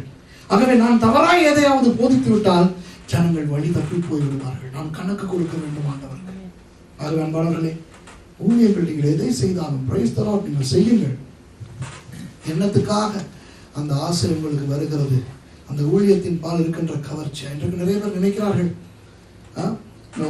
ஒரு வெளிநாடுகளுக்கெல்லாம் போய் ஊழியம் செய்ய கிடைத்தால் ரொம்ப அருமையானது, நாடுகள் பார்க்கலாம், ஊழியக்காரனாய் வந்தால் நாடுகள் பார்க்கலாம், பல சபைகளுக்கு போகலாம், நிறைய பிரசங்கம் செய்யலாம். இல்லை அன்பானவர்களே, ஊழியத்தின் ஒரு பகுதி இருக்கிறது, மிகவும் கஷ்டமான ஒரு பகுதி. ஒரு கட்டிடத்தை மாத்திரம் பார்த்தால் போதாது, வெளியே தெரியாத அஸ்திவாரம் இருக்கிறது. அந்த அஸ்திவாரத்துக்கு எவ்வளவு நோண்டப்பட்டது, எவ்வளவு தோண்டப்பட்டது, எவ்வளவு கஷ்டம் கொடுக்கப்பட்டது என்றது அஸ்திவாரத்துக்கு தான் தெரியும். ஆகவே அன்பானவர்களே, முதலாவது ஆண்டவர் யாரை வேண்டாம் என்று ஒதுக்கிறார் தெரியுமா? வசதிகளுக்காகவும் அந்த வெளிப்பிரகாரமான கவர்ச்சிக்காகவும் ஊழியத்துக்கு வர விரும்பினார்கள். சரிதானே? சரி, இப்போ இந்த முதலாவது குழு நான் சீக்கிரம் முடிக்க போறேன். 20 நிமிஷத்துக்குள் 25 நிமிஷத்துக்குள் முடித்து விடுவேன். சரியா? இப்போ டைம் ஓகே தானே? 20 minutes ஓகே. அப்போ முதலாவது குழு தானாக வந்து இயேசு இடத்துல கேட்டவனையே இயேசு வேண்டாம் என்றார். ஏன்? கவர்ச்சியாய் ஊழியத்தின் பால் கவரப்படுகிறவன் எனக்கு நல்ல சீஷனாய் இருக்க மாட்டான். ஆனால் பாருங்கள், அடுத்த 59வது வசனத்திலே இயேசுவே ஒருவனை அழைக்கிறார். வேறொருவனை அவர் நோக்கி என்னை பின்பற்றி வா என்றார். அதற்கு அவன், ஆண்டவரே, முன்பு நான் போய் என் தகப்பனை அடக்கம் பண்ண எனக்கு உத்தரவு கொடுக்க வேண்டும் என்றான். அதற்கு இயேசு, மரித்தோர் தங்கள் மரித்தோரை அடக்கம் பண்ணட்டும், நீ போய் தேவனுடைய ராஜ்யத்தை குறித்து பிரசங்கி என்றார். அவன் அதற்கு கீழ்ப்படிந்து போயிருந்தால் அது எழுதப்பட்டிருக்கும். சரியா? ஆனால் அவன் போகவில்லை என்பது இதுல எழுதப்படாததிலிருந்து தெரிகிறது. புரியுதா? சரி, ஆண்டவர் ஒருவனை அழைக்கிறார், வா ஊழியத்துக்கு வா. அவன் என்ன சொல்லுகிறான்? மாட்டேன் என்று சொல்லுகிறானா? இல்லை. அவன் என்ன சொல்லுகிறான்? ஆண்டவரே, முன்பு நான் போய் என் தகப்பனை அடக்கம் பண்ண எனக்கு உத்தரவு கொடுக்க வேண்டும். யூத கலாச்சாரத்தின்படி தான் இதை நாம் பார்க்க வேண்டும். யூத கலாச்சாரத்தின்படி இவன் சொன்ன பதில் 100க்கு 100% நல்ல ஒரு பதில், பொறுப்பான ஒரு பதில். ஏனென்றால் யூதர்களுடைய கலாச்சாரத்தின்படி ஒரு தகப்பன் மரித்தால் மகன் அந்த தகப்பனை அடக்கம் செய்ய வேண்டும். ஞாபகம் இருக்கிறதா? ஆபிரகாம் மரித்த பொழுது எங்கோ பாரான் வனாந்தரத்துக்கு அப்பாலே போய் வாழ்ந்த இஸ்மவேலும் ஈசாக்கும், இந்த 2 மகன்மாரும் தான் தாவீதை அங்கே சாராளினுடைய கல்லறைக்கு பக்கத்திலே சீகேமிலே மம்ரேயின் சமபூமியிலே ஆபிரகாமை அடக்கம் பண்ணுகிறார். சரிதானே? சாராளுக்கு பக்கத்து கல்லறை, சாராளை அடக்கம் பண்ணியிருந்த அந்த கல்லறைக்கு பக்கத்திலே மம்ரேயின் சமபூமியிலே அந்த சீகேமிலே வைத்து அடக்கம் பண்ணினார். யார் அடக்கம் பண்ணினார்கள்? இஸ்மவேலும் ஈசாக்கும் மகன்மார். இது யூத கலாச்சாரம். அப்போ யூத கலாச்சாரத்தின்படி இப்போ இந்த கதையின்படி இந்த சம்பவத்தின்படி சில பேருக்கு தெரியாமல் அவர் நினைக்கிறார்கள், தகப்பன் மரித்திருக்கிறார், இவன் அந்த மரித்த சடலத்தை கொண்டு போய் அடக்கம் பண்ண கேட்கிறான் என்று. அப்படி அல்ல. ஏனென்றால் யூதர்கள் மரித்தால் சூரிய அஸ்தமனத்துக்கு முன்பதாகவே அடக்கம் செய்து விடுவார்கள். ஏனென்றால் சூரிய அஸ்தமனத்தின் போது அடுத்த நாள் தொடங்கிவிடும். அடுத்த நாளுக்குள்ளே ஒரு மரணம் கொண்டு போகப்பட முடியாது. சரியா? இவன் என்ன தெரியுமா சொல்லுகிறான்? என்னுடைய தகப்பன் தனது அந்திம காலத்தில், தன்னுடைய கடைசி காலத்தில் வாழ்ந்து கொண்டிருக்கிறார். எனக்கு ஒரு மகன் என்ற பொறுப்பு இருக்கிறது. நான் உம்மோடு வந்தால் நீர் இன்றைக்கு கலிலேயாவில் இருப்பீர், திருப்பி நாளைக்கு தெக்கப்போலி போய் விடுவீர், அல்லது நாளை மறுநாள் எருசலேமுக்கு போய் விடுவீர். இது 20ஆம் நூற்றாண்டு அல்ல. ஆண்டவரே SMS மூலமோ தொலைபேசி மூலமாக அழைத்து சொல்வதற்கு உன் அப்பா இறந்துட்டார், உடனே வா என்று. எருசலேமுக்கு நான் உம்மோடு வந்திருக்கும் போது என் அப்பா இறந்து விட்டால் அந்த செய்தி வந்து என்னை அடையும் போதே 3 நாள் ஆகிவிடும். என் தகப்பனை அன்றைக்கே அனாதை பிணமாக அடக்கம் செய்து விடுவார்கள். எனக்கு ஒரு குடும்ப பொறுப்பு இருக்கிறது, ஒரு மகன் என்ற ஒரு பொறுப்பு இருக்கிறது. ஆகவே அந்த பொறுப்பை நான் முடிக்கும் வரையில் என்னால் ஊழியத்துக்கு வர முடியாது ஆண்டவரே என்ற ஒரு சரியான ஒரு காரணத்தை தான் கொடுக்கிறான். அதற்கு தான் இயேசு அவனை இகழ்ந்து பேசுகிறார். மரித்தோர் தங்கள் மரித்தோரை அடக்கம் பண்ணட்டும், நீ முதலாவது போய் ராஜ்யத்தின் பிரசங்கத்தை, சுவிசேஷத்தை பிரசங்கி என்று. பாருங்கள், இன்றைக்கு நமக்கு குடும்ப பொறுப்பு இருக்கிறது. வேதம் கூட புதிய ஏற்பாட்டில் என்ன சொல்லுகிறது? ஒருவன் தன் குடும்பத்தை கவனிக்க முடியாவிட்டால் சபையை கவனிக்க வரக்கூடாது. இப்போ இன்றைக்கு கணவன்மார் இருக்கிறீர்கள், மனைவிமார் இருக்கிறீர்கள். கணவனுக்கு என்ற ஒரு பொறுப்பு இருக்கிறது, மனைவி என்ற பொறுப்பு இருக்கிறது, தகப்பன் தாய் என்ற பொறுப்பு இருக்கிறது. சரியா? இன்னும் எத்தனையோ பொறுப்புகள், நீங்கள் வேலை செய்யும் இடங்களில் உங்களுக்கு பொறுப்புகள் இருக்கின்றன. இந்த பொறுப்புகளை உதாசீனம் செய்யுங்கள் என்று ஆண்டவர் சொல்லவே இல்லை. ஆனால் கர்த்தர் என்ன தெரியுமா சொல்லுகிறார்? சாட்டு போக்குக்காக பொறுப்புகளை பயன்படுத்தாது என்று சொல்லுகிறார். சில பேர் சாட்டு போக்கு. இப்போ இவனுடைய அப்பா மரண படுக்கையில் இதோ இன்றோ நாளையோ இறக்க போகிறார் என்ற ஒரு நிலையில் இருந்திருந்தால் இயேசு அவனுக்கு அப்படி சொல்லியிருப்பாரா? நீங்கள் யோசித்து பாருங்கள், யோசித்து பாருங்கள். இயேசு எப்படிப்பட்டவராய் வாழ்ந்தார்? முதல் 30 வருஷமும் அவருடைய உண்மையான அப்பா அல்லாத யோசேப்பின் பிள்ளையாக அவர் ஒழுங்காய் வாழ்ந்தவர். அந்த தான் பிறந்த மரியாளின் கணவன் என்ற ஒரு காரணத்துக்காக அந்த யோசேப்பின் பிள்ளை என்ற பெயரிலே வாழ்ந்தவர். சரிதானே? தனக்கு பிறகு மரியாளுக்கு பிறந்த தன்னுடைய தம்பிகளாகிய யூதா, யாக்கோபு மற்றும் சகோதரிகள் எல்லாரையும் ஒழுங்காய் வளர்த்து வருவார். எப்படி தெரியும்? மார்க்கு 6ஆம் அதிகாரம் சொல்லுகிறது. ஜனங்கள் மார்க்கு 6ஆம் அதிகாரத்தை பார்த்து ஆச்சரியப்படுகிறார்கள். இவன் அந்த தச்சனுடைய மகன் அல்லவா? இவனுடைய சகோதரர்களும் சகோதரிகளும் எங்கள் மத்தியில் இருக்கிறார்கள் அல்லவா என்று இயேசுவை குறித்து ஆச்சரியப்படும் போது நமக்கு தெரிகிறது இதெல்லாம் உண்மை என்று. அப்போ இயேசு ஒரு பொறுப்பானவராக வாழ்ந்து 30 வயது வரை பல்லை கடித்துக் கொண்டிருந்து விட்டு யூத கலாச்சாரத்தின்படி 30 வயதில் வீட்டை விட்டு வெளியே போகலாம் என்ற நிலை வந்த போதுதான் வீட்டை விட்டு இறங்கினார்.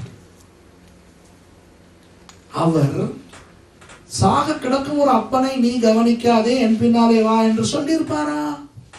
இல்லை. அவர் என்ன சொல்லுகிறார் தெரியுமா? நீ பொய்க்கு உன்னுடைய பொறுப்பை காரணமாய் வைத்து ஊழியத்தை, கர்த்தருடைய வேலையை செய்யாமல் இருக்கிறாய். இன்றைக்கு அநேகர், ஒருவேளை இங்கே இருக்கலாம் நீங்கள் யாராவது, பொறுப்பில்லா ஆண்டவர் ஒரு நாளும் யாருக்கும் சொல்லவில்லை உங்கள் பொறுப்பை உதாசீனம் செய்யுங்கள்.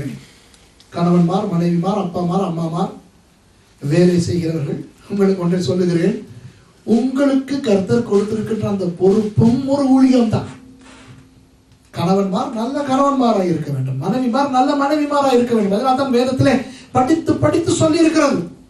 கணவன்மார் உங்கள் மனைவிகளில் அன்பு கூறுங்கள், மனைவிமார் உங்கள் கணவனுக்கு கீழ்ப்படியுங்கள். சரியா? பெற்றார் பிள்ளைகளை வளர்க்கிறது பற்றி எல்லாம் சொல்லி இருக்கிறது. ஆகவே பொறுப்பை பற்றி வேதம் அழகாக சொல்லி இருக்கும் போது இயேசு உங்கள் பொறுப்பை எல்லாம் விட்டு வந்து சபையிலே குந்தி கொண்டிருங்கள், புருஷனுக்கு சமைத்து போடாமல் ஊழியத்துக்கு போங்கள், அவனை எலியாவுக்கு சாப்பாடு கொடுத்த காக்காவை அனுப்பி நான் சாப்பாடு கொடுப்பேன் என்றெல்லாம் ஆண்டவர் சொல்லவில்லை. பொறுப்பை செய்யுங்கள். ஆனால் இன்றைக்கு என்ன தெரியுமா பிரச்சனை? மத்தேயு 6:33 அநேகர் மறந்தே போய்விட்டார்கள். முதலாவது தேவனுடைய ராஜ்யத்தையும் அதனுடைய நீதியையும் தேடுங்கள், அப்பொழுது இவைகளெல்லாம் உங்களுக்கு கூட கொடுக்கப்படும். இன்றைக்கு அநேகர் தேவையில்லாமல் கடன் பட்டுக் கொண்டு திரிகிறார். உண்மையாய் இந்த நாடுகளிலே சில விடயங்களை கடனுக்கு தான் வாங்க வேண்டும். ஒரு வீடு வாங்குவது என்றால் இந்த நாடுகளில் கையில் என்ன பணமா கொட்டி கிடக்கிறது, போய் எனக்கு 2 வீடு தான் என்று வாங்குவதற்கு. வீடு வாங்கினால் மாதம் வங்கிக்கு கட்டத்தான் வேண்டும் 25 வருடங்களுக்கு, அல்லது ஒரு வாகனம் வாங்கினால் கட்டத்தான் வேண்டும். ஸோ ஆகவே இந்த கடன் என்று சொல்லும் பொழுது இது அந்த கடன் அல்ல. சில நாடுகளில் இருக்கும் பொழுது கிரெடிட் கார்டு பயன்படுத்த வேண்டும், பேங்க் லோன் எடுக்கத்தான் வேண்டும், அது வேறு. ஆனால் சில பேர் கொழுப்புக்கு கடன் வாங்கி கொண்டு அவதிப்படுவது இருக்கிறது, தேவையில்லாமல் கொழுப்புக்கு. அந்த மாதிரி கொழுப்புக்கு கடன் வாங்கி கொண்டு, சரியா, உண்மையான பொறுப்பை விட்டு அந்த போலியாக பொறுப்பை பெரிதாய் காட்டிக்கொண்டு ஊழியத்திலே கர்த்தருக்கு ஊழியம் செய்யாதவர்களை குறித்து தான் இயேசு இந்த இடத்துல பேசுகிறார். அவர்களை அனுப்பவில்லை, வேற 70 பேரை அனுப்புகிறார். புரிகிறதா? நம்முடைய பொறுப்புகள் நமக்கு சாட்டு போக்குகளாய் வரக்கூடாது. சாட்டு போக்குகளாய் நம்முடைய பொறுப்புகளை நாம் சொல்லக்கூடாது. உங்களுக்கு தெரியும், நான் நன்றாக விளங்கிக் கொள்ளக்கூடிய ஒரு கூட்டத்துக்கு பேசிக் கொண்டிருக்கிறேன். அதை சின்ன பிள்ளைக்கு சொல்லிக் கொடுப்பது போல உங்களுக்கு சொல்லிக் கொடுக்க வேண்டிய அவசியம் கிடையாது. உங்களுக்கு தெரியும் எந்த அளவுக்கு இந்த இடத்துல இருக்கின்ற நீங்கள் எல்லாரும், உங்களுக்கு தெரியும் உங்கள் பொறுப்புகளையும் செய்து கொண்டு உங்களுக்கு கொடுக்கப்படும் ஊழிய பொறுப்புகளை செய்வது எப்படி என்று. இல்லை என்று சொல்ல வேண்டாம். தெரியும் என்ன மேனேஜ்மெண்ட், முகாமைத்துவம் தேவை.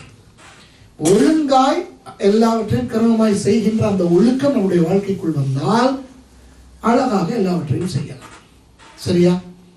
ஆகவே பொய்க்கு ஊழியத்தை செய்வதற்கு விருப்பம் இல்லாமல் பொறுப்புகளை காரணமாய் வைத்துக் கொண்டு அதை சாட்டு போக்காய் சொல்லக்கூடாது என்பதுதான் ஆண்டவர் இந்த இடத்துல சொல்கிறார். இன்றைக்கு ஊழியர்கள் தேவை, சுவிசேஷம் அறிவிப்பவர்கள் தேவை. ஆகவே நீங்கள் அவருக்கு தேவை. இந்த இடத்துல அனுப்பப்பட்ட அந்த வேற 70 பேர் போல கர்த்தர் உங்களை அனுப்ப விரும்புகிறார். ஆனால் உங்களில் சிலருக்கு அதை செய்ய முடியாமல் இருக்கிறதுக்கு காரணம் பொறுப்பு. ஆனால் உண்மையாக உட்கார்ந்து யோசித்து பார்த்தா அந்த பொறுப்பை செய்து கொண்டு கர்த்தருக்கென்று ஒரு நேரத்தை ஒதுக்குவது உண்மையிலேயே ஒரு முடிந்த காரியம், முடியாத காரியம் அல்ல.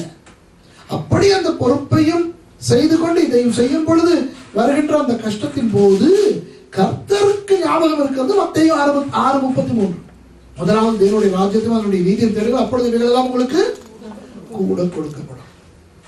ஆகவே பொறுப்புகளை, உண்மையான பொறுப்புகளை பொய்யான சாட்டு போக்குகளுக்கு பயன்படுத்துகிறவர்கள் தான் அந்த வேறே இருக்கின்றவர்களின் இரண்டாவது குழு. சரி, கடைசியாக மூன்றாவது குழுவை பார்ப்போம். 61வது வசனம். பின்பு வேறவன் அவனை நோக்கி, இப்போ முதலாவது ஆள் போல இவனும் தானாக வந்து பேசுகிறான். ஆனால் இவன் கொஞ்சம் வித்தியாசமாக பேசுகிறான்.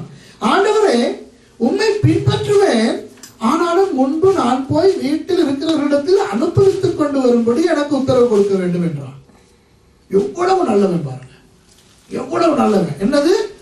ஆண்டவரே, நான் ஊழியத்துக்கு வர விரும்புகிறேன், இந்த பொறுப்பு கிருப்பு பரப்பு இதெல்லாம் எனக்கு பிரச்சனை இல்லை, நான் தான் வரத்தான் போகிறேன்.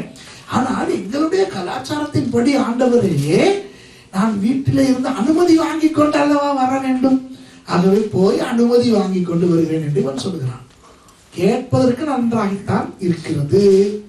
ஆனால் ஏன் அவனை இயேசு ஒரே அடியாக வெட்டுகிறார்? இயேசு எப்படி வெட்டுகிறார் பாருங்கள். 62வது வசனம். அதற்கு இயேசு, கலப்பையின் மேல் தன் கையை வைத்து பெண்ணிட்டு பார்க்கிற எவனும் தேவனுடைய ராஜ்யத்துக்கு தகுதி உள்ளவன் அல்ல என்றார். என்ற தெய்வம்! இவர் இப்படி சொல்லியிருந்தால் பரவாயில்லை. அதாவது கலப்பையின் மேல் தன் கையை வைத்துவிட்டு பின்னிட்டு பார்க்கிற எவனும் தேவனுடைய ஊழியத்துக்கு தகுதி உள்ளவன் என்று சொல்லியிருந்தால் பரவாயில்லை. நீ எல்லாம் ஊழியக்காரனா இருக்க முடியாதடா, சும்மா விசுவாசியா இரு. ஆனால் இயேசு பயங்கர பாரதூரமான ஒன்றை சொல்கிறார். என்ன சொல்கிறார்? தேவனுடைய ராஜ்யத்திலேயே இருக்க தகுதி இல்லையா? என்ற தெய்வம்! ஊழியக்காரனா இல்லடி, நீ விசுவாசியா கூட இருக்க முடியாது. என்னத்தை பண்ணி விட்டான்? கலப்பையில கையை வச்சுட்டு கையை எடுக்க கூட இல்லையா? இன்னும் சும்மா அப்படி பின்னாடி பார்த்துட்டானா முடியாதுடா. இது பயங்கரமா இல்லை, கொடுமையா இல்லை? யோசிச்சு பாருங்க கொஞ்சம். இந்த வசனம் எனக்கு நன்றாக தெரியும், கொஞ்சம் யோசித்து பாருங்க. எவ்வளவு கொடுமையான வசனம். பாவம் இந்த பையன். இவன் விடமாட்டேன் என்று சொல்லவில்லை, கையை வைத்து விட்டான், கையை எடுக்க கூட இல்லை. சும்மா திரும்பி பார்க்க ஒரு நல்ல விஷயம் கேட்கிறான், அனுமதி வாங்கி கொண்டு வர. இயேசு என்ன தெரியுமா சொல்லி காட்ட விரும்புகிறார்? ஏடா, உனக்கு விருப்பமானவற்றை செய்யலாம், நீ அனுமதி கேட்கிற ஒரு நல்லவனா? இதுதான் இந்த இடத்துல மறைவாக கேட்கிற ஒன்று. இப்போ இலங்கையில எனக்கு நிறைய இந்த அனுபவம் இருக்கிறது. சில பெண்கள் சபைக்கு வர மாட்டார்கள். அப்போ போய் அவர்களிடத்தை பேசும்போது அவர்கள் சொல்லும் ஒரு தான் அநேகர் சொல்லுவாங்க, என்னுடைய கணவனுக்கு விருப்பம் இல்லை, கணவன் அனுமதி தருகிறார் இல்லை. சரியா? கேட்கும்போது எவ்வளவு இனிமையா இருக்குது. அது எவ்வளவு நல்ல பொம்பளை. பேதுரு புத்தகம் என்ன சொல்லுகிறது? மனைவிகளே, உங்கள் கணவனுக்கு, ஆமா, சாராள் ஆபிரகாமை ஆண்டோவனே என்று சொல்லி அடங்கி இருந்தாள். அதுக்கு ஒருவேளை ஐயோ ஆண்டவனே என்ன செய்ய அப்படின்னு அடங்கினாளா எப்படின்னு தெரியல, ஏதோ ஆண்டவனே என்று அடங்கி இருந்தான். பேதுரு புத்தகம் சொல்லுகிறது, நீ புருஷனுக்கு அடங்கி இருந்து கீழ்ப்படிந்து நடந்தால் அவன் மனைவியின் நடக்கையினால் ஆதாயப்படுத்தப்படுவான் என்று. அப்ப இந்த மனைவிமார் சொல்லும்போது, என் வீட்டுக்காரருக்கு விருப்பமில்லை சர்ச் போகுது, அதனால தான் நான் வரவில்லை என்று கேட்பதற்கு இனிமையாய்த்தான் இருக்கிறது. ஆனால் அதே மனைவி கணவனிடத்தில் கேட்டு விட்டால் மற்ற வேலைகளை எல்லாம் செய்கிறாள். எனக்கு நான் உண்மையான உதாரணங்களை சொல்லுகிறேன். சில மனைவிமார் கணவனுக்கு தெரியாமல் சீட்டு போடுகிறாள். கணவனுக்கு தெரியவே இல்லையா? கணவனுக்கு தெரியாமல் நகை வாங்கி பதுக்கி வைத்திருக்கிறாள். சரியா? கணவனுக்கு தெரியாது. கணவனுக்கு தெரியாமல் தன்னுடைய அம்மாவுக்கு அப்பாவுக்கு பணம் அனுப்புகிற வெளிநாட்டு மனைவி வர எனக்கு தெரியும். பயப்படாதீங்க, உங்களை சொல்லல, அவங்க இன்னைக்கு வர, இன்னைக்கு அவங்களுக்கு வர முடியாம போயிடுச்சு, நாளைக்கு வருவாங்க. கணவனுக்கு தெரியாமல் பயங்கர பதுங்கல் வேலைகள் நடக்கும். சபைக்கு போவதற்கு மாத்திரம் ஆட்குள்ள பர்மிஷன் கொடுக்கணும்னா இது சொல்லுதான். அப்ப கோவம் வருமா வராதா? விளங்குதா உங்களுக்கு? இன்றைக்கு அநேக வாலிபர்கள் பைபிள் காலேஜுக்கு நான் வேதாகம கல்லூரிக்கு அநேக வாலிபர்களையும் வாலிப பெண்களையும் தானே எடுத்து 4 வருஷம் அவர்களை பயிற்றுவிக்கிறேன். அப்போ சில பேர் வருவார்கள், வந்து படிப்பார்கள், இடையிலே சொல்லுவார்கள், ஐயோ ஒருத்தன் வந்தான், யாழ்ப்பாணத்துல ஒருத்தன் வந்தான், அவன் வந்து சொன்னா, பாஸ்டர் அம்மாவையும் கொண்டு வந்து வச்சுக்க முடியுமான்னு கேட்டேன். நான் பைபிள் படிச்சு தான் நடத்துறேன், முதியோர் இல்லாம நடத்துறேன். நான் சொன்னேன், ஏன்டா ராசா, அம்மா தனியா இருக்கிறா, என் மனசெல்லாம் அம்மாவோட தான் இருக்குது அப்படின்ட்டு. நான் சொன்னேன், அப்படியெல்லாம் முடியாது ராசா, இது பைபிள் காலேஜ், நீ அம்மாவை கூட்டிட்டு வருவேன், வர்ற பைபிள் ஸ்டூடெண்ட்ஸ் எல்லாம் அம்மா அப்பா ஆட்டுக்குட்டியோட வந்தா நான் என்ன பண்ணுவேன்? அப்புறம் பார்த்தா முடியாது பாஸ்டர், நான் போறேன் பாஸ்டர், எனக்கு தாய் பாசம்னா அந்த பாசம் அம்மா விட்டு இருக்க முடியாதது இல்ல, அம்மா தனியா போயிட்டோம். நான் கூட நினைச்சேன் சீரியஸாக போயிட்டாங்க. ஆனா நான் சும்மா ஒரு நாள் கேட்டேன், ஏன்டா ராசா என்னைக்காவது கல்யாணம் கட்டினீங்கன்னா அம்மாவை கொண்டாந்து வச்சுக்கிருவியோ அப்படின்ட்டு. இல்லாட்டி நான் கட்ட மாட்டேன் அப்படின்னு தான் சொல்லிட்டு இருந்தான். கொஞ்ச நாள்ல பாஸ்டர் ஆபேல், உங்க பாஸ்டர் எங்கிட்ட வந்து சொல்றாரு, பாஸ்டர் யாழ்ப்பாணத்துல ஒரு கல்யாணம் இருக்கு, நீங்க தான் வந்து நடத்தி வைக்கணும். நான் கிட்ட யாரு பேர சொன்ன, அவன் ஓ பாஸ்டர் அங்க படிக்க வந்தவன், நான் என்ன, நான் பாஸ்டர் கிட்ட கதையை போட்டேன். அப்புறம் போயிட்டு கல்யாணம் நானும் பாஸ்டர் தான் நடத்தணும். கொட்டி விட்டு கொண்டாட்டிய கொட்டிக்கிட்டு கொழும்புக்கு போயிட்டோம். அம்மாவை யாழ்ப்பாணத்துல விட்டு விழுந்துதான். இப்ப சொல்லுங்க பார்ப்போம், அவனை உரல்ல போட்டு உனக்கு குத்தணுமா குத்தக்கூடாது? அப்ப அது உண்மை என்ன? அவன் அம்மா தனிமை, உண்மையான அந்த அம்மாவுக்கு ஒரே மகன், கணவன் இல்லை. ஆகவே உண்மையான ஒரு காரணத்தை சொல்லித்தான் போனான். ஆனால் அந்த உண்மையான காரணம் அல்ல என்பது சீக்கிரம் தெரிய வந்தது. இங்கே இயேசுவானவருக்கு அப்போதே தெரிந்தது, இவன் போய் விடுகிறான், கதை விடுகிறான். அப்போ கணவனிடம் கேட்காமல் சீட்டு போடுகிறவர்கள், கணவனிடம் கேட்காமல் நகை வாங்கி பதுக்கி வைப்பவர்கள், கணவனிடம் கேட்காமல் அங்கே வீட்டுக்கு அம்மா அவர்களுக்கு பணம் அனுப்புகிறவர்கள். கணவன் சொல்லுவான், நிறைய மனைவிமாருக்கு இப்படி சொல்லுகிறான். கணவன் சொல்லுகிறான், எந்த நேரமும் டெலிபோன்ல தொங்கிக்கிட்டு இருக்காத, நான் போற நேரத்துல இருந்து எந்த நேரமும் டெலிபோன் இப்படி வச்சுக்கிட்டு தான் சில சமையல்.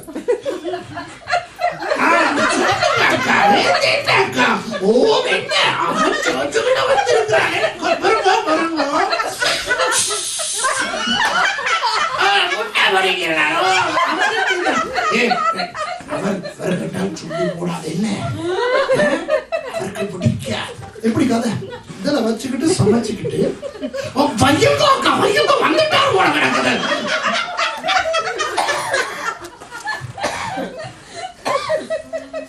இந்த அக்கா சர்ச்சுக்கு வரது புருஷன் கிட்ட கேட்டுட்டு தான் வரணும்னா அது பிரச்சனை விளங்குதான். அதுபோல இந்த வாலிபர்கள் சரியா அனுமதி என்று ஒரு ஒரு ஒரு ஒரு பூச்சாண்டி காட்டுவார். ஊழியத்துக்கு வருவதற்கு அனுமதி, காதலிப்பதற்கு அனுமதி கேட்பது கிடையாது. லவ் பண்றதுக்கு அனுமதி கேட்க மாட்டான். ஆனால் ஊழியத்துக்கு வருவதற்கு அனுமதி கேட்க, நல்ல பிள்ளைகளை போல என்ற தெய்வமே, எத்தனை வாலிபர்கள் இந்த நல்ல பிள்ளைகளை போல நடந்து கொள்வார்கள் தெரியுமா? பைபிள் காலேஜுக்கு வருவதற்கு அழைக்கும் போது, சபை காரியங்கள் ஊழிய காரியங்கள் என்று சொல்லும் பொழுது அனுமதி. நீங்க வந்து பாட்டு பாடுங்களேன், எனக்கு விருப்பம் பாஸ்டர், என்ன அவாவுக்கு பிடிக்கும், கொஞ்சம் விட்டு பிடிப்போம். எப்படி கதை? இவர் ஊழியம் செய்யறதுக்கு பொண்டாட்டியே விட்டு பிடிக்க போறாங்க. எங்க விட்டு எனக்கு தெரியாது, எங்கேயோ விட்டு எங்கேயோ பிடிக்க போறாங்க. ஒண்ணு அவளை விட்டுட்டு வேற ஒண்ணு பிடிக்க போறாங்க தெரியாது. பிரச்சனை இதுதான், ஊழியத்துக்கு விட்டு பிடிக்கிறார். ஆனா தன்னுடைய ஒரு ஆசையை, ஒரு ஆசையான ஒரு பிரயாணத்துக்கு போவதற்கு அல்லது ஏதாவது அதற்கு மனைவி குறுக்கே இருந்தால், ஏய் நீ மனைவி, நான் தலை கும்மன விட சாரான், அப்பெல்லாம் பசங்க வந்து சாரான் அப்படியா சொல்றேன்? பேசாம இருந்தால் சொல்றேன். அது ஊழியத்துக்கு சொல்லி இருக்கலாம். நிறைய கணவன்மார் சர்ச்சுக்கு வரதில்லை, ஏன்னா மனைவி முறைக்கிறாள். மனைவிமார் சர்ச்சுக்கு வரதில்லை, கணவன் அடிக்கிறான். போய் வணங்குதா? இந்த அனுமதியோடு வருகிறேன். இந்த மாதிரி தான் இந்த இடத்துல அவன் சொல்கிறான். அதுக்கு தான் இயேசு அவனை அந்த மாதிரி வெட்டி போட்டு சொல்லுகிறார். கலப்பையின் மேல் கையை வைத்து விட்டு பின் உன்னை போன்றவர்கள் ஊழியத்துக்கு அல்ல, தேவனுடைய ராஜ்யத்துல இருப்பதற்கு கூட தகுதி உடையவர்கள். சரி, ஏதோ ஒரு ஊழியத்துல இருப்பவர்களுக்கு சொல்லுகிறேன், ஏதாவது ஒரு ஊழியத்துல இருப்பவர்களுக்கு சொல்லுகிறேன். நமக்கு பிரச்சனை வரும்போது லேசில் ஊழியத்தை தான் விடுவோம், தெரியுமா? புருஷன் மனைவி சண்டை பிடித்தால் கணவன் என்ன தெரியுமா சொல்லுவார்? நான் சர்ச்சுக்கு வர மாட்டேன். மனைவி என்ன தெரியுமா சொல்லுவோம்? நான் சர்ச்சுக்கு போக மாட்டேன். சர்ச்சுக்கு இதுக்கு சம்மந்தமே இல்லை. புருஷன் வந்தாலும் வேற ஏதோ பிரச்சனை. ஆனா சண்டை பிடிக்கும் போது எங்க போக மாட்டாங்களா? சர்ச்சுக்கு. இவன் உண்மையான முதுகெலும்புள்ள ஒரு ஆம்பளையா இருந்தான், இவன் திங்கக்கிழமை சொல்லணும் நான் வேலைக்கு போக மாட்டேன். சரிதானே? ஆமாவா இல்லையா? புருஷன் கொஞ்சம் சண்டை பிடிச்சிட்டு திங்கக்கிழமை சொல்லணும் நான் வேலைக்கு போக மாட்டேன். ஏன்? நீ என்கிட்ட மன்னிப்பு கேட்கிற வரைக்கும் நான் வேலைக்கு போக மாட்டேன். அது செய்ய மாட்டார். ஏன்? சர்ச்சுக்கு தான் எல்லாம் வெட்டுவாங்க. சரியா? புருஷன் பெஞ்சாதி சண்டை பிடித்தால் குடும்ப ஜபத்துக்கு வரமாட்டார் புருஷன், குடும்ப ஜபத்தை நடத்தவே மாட்டார் மனைவி. ஆனா ரெண்டு பேரும் டிவி பார்ப்பாங்க. டிவியை விடுறது, இன்னைக்கு நான் டிவி பார்க்க மாட்டேன். ஏன்? சொந்த நேரம் நான் எதுக்கு டிவி பார்க்கணும் அப்படி சொல்லலாம். இல்லை, அது ஆசை. விளங்குதா உங்களுக்கு? இப்ப பாருங்க, குடும்பத்துல பிள்ளை ஏதாவது குழப்படி பண்ணிவிட்டால் சர்ச்சுக்கு கூட்டிட்டு போக மாட்டேன், சண்டே ஸ்கூலுக்கு அனுப்ப மாட்டேன். ஸ்கூலுக்கு அனுப்ப மாட்டேன்னு சொல்றது இல்ல, ஸ்கூலுக்கு அனுப்பாட்டி பிரச்சனை தானே. அப்ப எல்லா குடும்பங்களுக்கும் எல்லா மக்களுக்கும் எது இந்த குறிப்பதற்கு கிடைத்திருக்கிறது? சும்மா மெல்லுகிற வாய்க்கு விடுகிற அவள் எது? சபை, ஊழியம், ஜெபம். இதுதான். மற்ற விஷயங்களை கடிப்பது கிடையாது. ஏன்னா கடித்தால் அது திருப்பி கடிக்கும். சபையில மட்டும்தானே வேண்டிய மாதிரி வராம இருக்கலாம். என்ன பண்ண முடியும்? அந்த மாதிரி அப்பாவி பாஸ்டர்னா ஏன் வரல 3 கிழமையா வர கிடைக்கல. அதுக்கு மேல இருந்தாலும் என்ன பண்ண முடியும்? கொல்லவா முடியும்? சொல்லுங்க பார்க்கலாம். ஆமாவா இல்லையா? வேற கிடைக்க அவர் என்ன செய்ய முடியும்? அப்படியான்னு கேட்டுட்டு பாஸ்டர் வேற கிடைக்கணும் செப்பியோ அது அவர் என்ன சொல்லுவாங்க? அப்புறம் அவர் அவங்க வந்து ஜெபிக்கிறான், ஆண்டவரே கொண்டு வரணும். நீங்க ஏன் தசமபாகம் கொடுக்குறீங்க? இல்ல வழி இல்லை. அதோட அவர் கம்மனு அவரை எடுத்துட்டீங்க. பாஸ்டர் பேதுருவை கொண்டாந்து போட்டா என்ன ஆகும் தெரியுமா?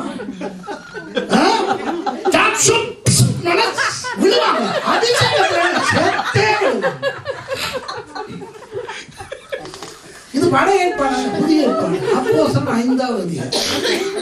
பாஸ்டர் பேதுரு புதிய சபை தொடங்கி ஒரு சில நாட்கள் யோசி பாருங்க. பிரதர் அனனியா வந்து போய் சொல்றான்.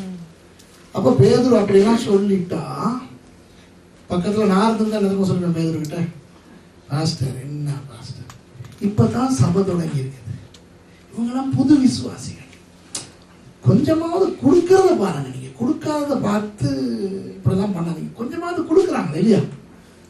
அதனாலதான் நான் சொன்னேன் ஆண்டவரே எங்க வைக்கிறேன்ட்டு. அனனியா செத்து விழுந்தான். செத்தோட என்ன செய்யணும்? வீட்டுக்கு சொல்லி அனுப்பணும். இவர் அப்படி செஞ்சாரா? இல்ல, பயல்களை விட்டு போய் அடக்கம் பண்ணிடுவான். சிஸ்டர் வருது,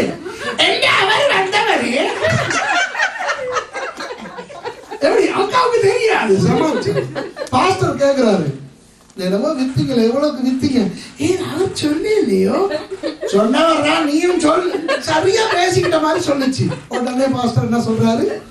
அவனுக்கு நடந்ததான் உனக்கு நடக்க போது. தெய்வமே, பாஸ்டர் ஞானத்துக்கு கருத்தர் வந்த வரவே கருத்தார். நான் சொல்லவா, நான் நோவே வர அவசியமே இருக்காது இல்லையா பாஸ்டர்? நீங்க இந்த இந்த நாட்கள்ல உபவாசம் இருந்து அப்படி ஒரு வரவை கேட்டுதான் பாருங்க. அடுத்த முறை நான் வர்றதுக்கு சாதம் இருக்கேன். நான் வர்றதுக்கே பயப்படுவேன். பாஸ்டர் ஞானத்துக்கு அப்படி ஒரு அபிஷேகம் இருந்திருந்தா நோவேக்கு வரவே மாட்டேன். ஏன் எப்படி இருக்கும்? நான் பிரசங்கம் பண்ணும்போது அவர் அங்க இருந்து உண்மையாகவா அப்படின்னு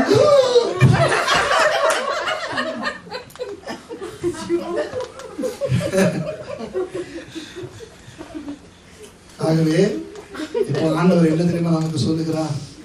நம்மை ஆண்டவர் எந்த குழுவிலே வைக்க விரும்புகிறார் தெரியுமா? பாத்தீங்களா? இப்ப புரியுதா? இந்த முதலிலே அவர் என்ன சொல்லுகிறார்?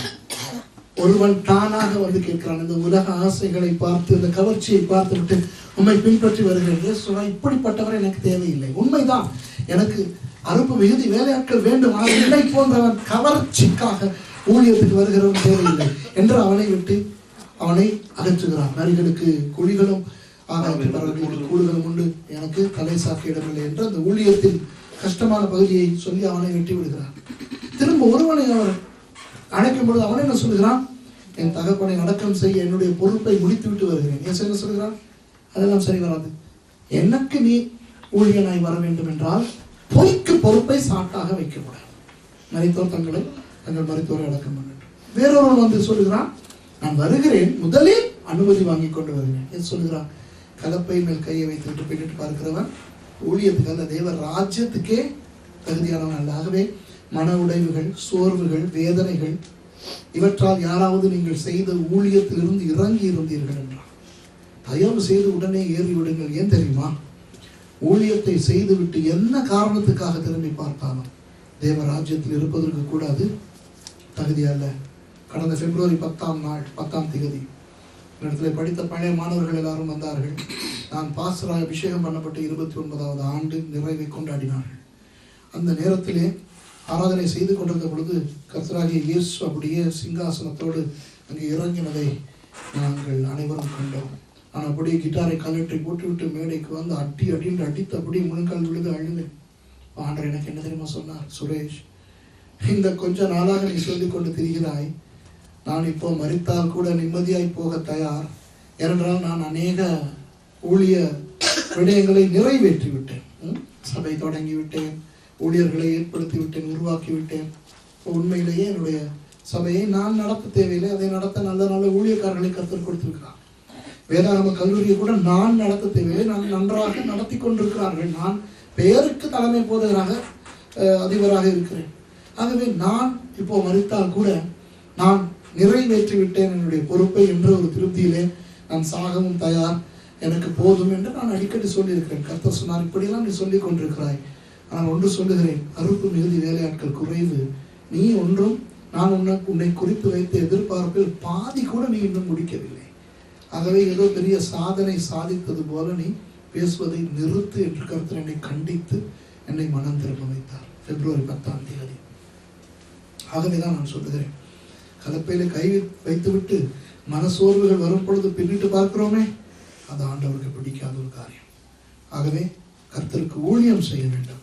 இன்றைக்கு தீர்மானிங்கள், கர்த்தாவே 10ஆம் அதிகாரத்தின் 1வது வசனத்தில் இருக்கின்ற அந்த வேறே 70 பேரின் கூட்டத்தில் நான் இருக்க வேண்டும் ஆண்டவரே.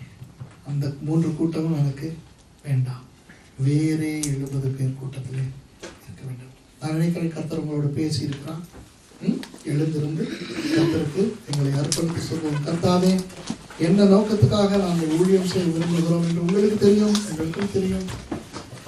இன்றைக்கு ஆண்டவரே, அந்த லூக்கா 10ஆம் அதிகாரத்தின் அந்த வேறே 70 பேரின் கூட்டத்தில் நான் இருக்க விரும்புகிறேன். ஒரு நிமிஷம் அமைதியாக இருந்து ஆண்டவருக்கு எங்களை இன்னும் ஒரு புதிய விதத்திலே அர்ப்பணிப்போம். ஒரு நிமிஷம்.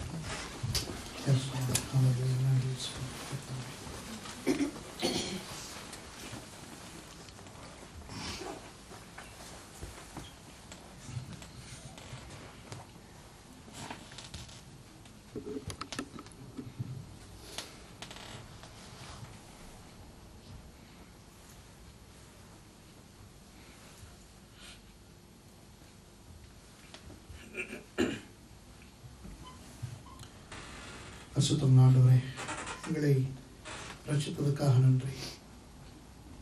எங்களுக்கு கொடுத்திருக்கிற தாளந்துகள் திறமைகளுக்காக நன்றி. ஊழிய அழைப்புக்காய் நன்றி. கர்த்தாவே, இந்த சபையில் இருக்கின்ற ஒவ்வொருவரையும் உங்கள் பாதத்தில் வைக்கிறேன்.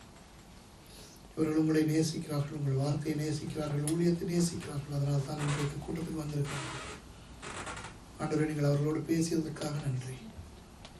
அந்த வேரை 70 பேர் என்ற அந்த குழுவில் இவர்களை சேர்த்துக் கொள்ளும்படி நான் ஜெபிக்கிறேன்ப்பா.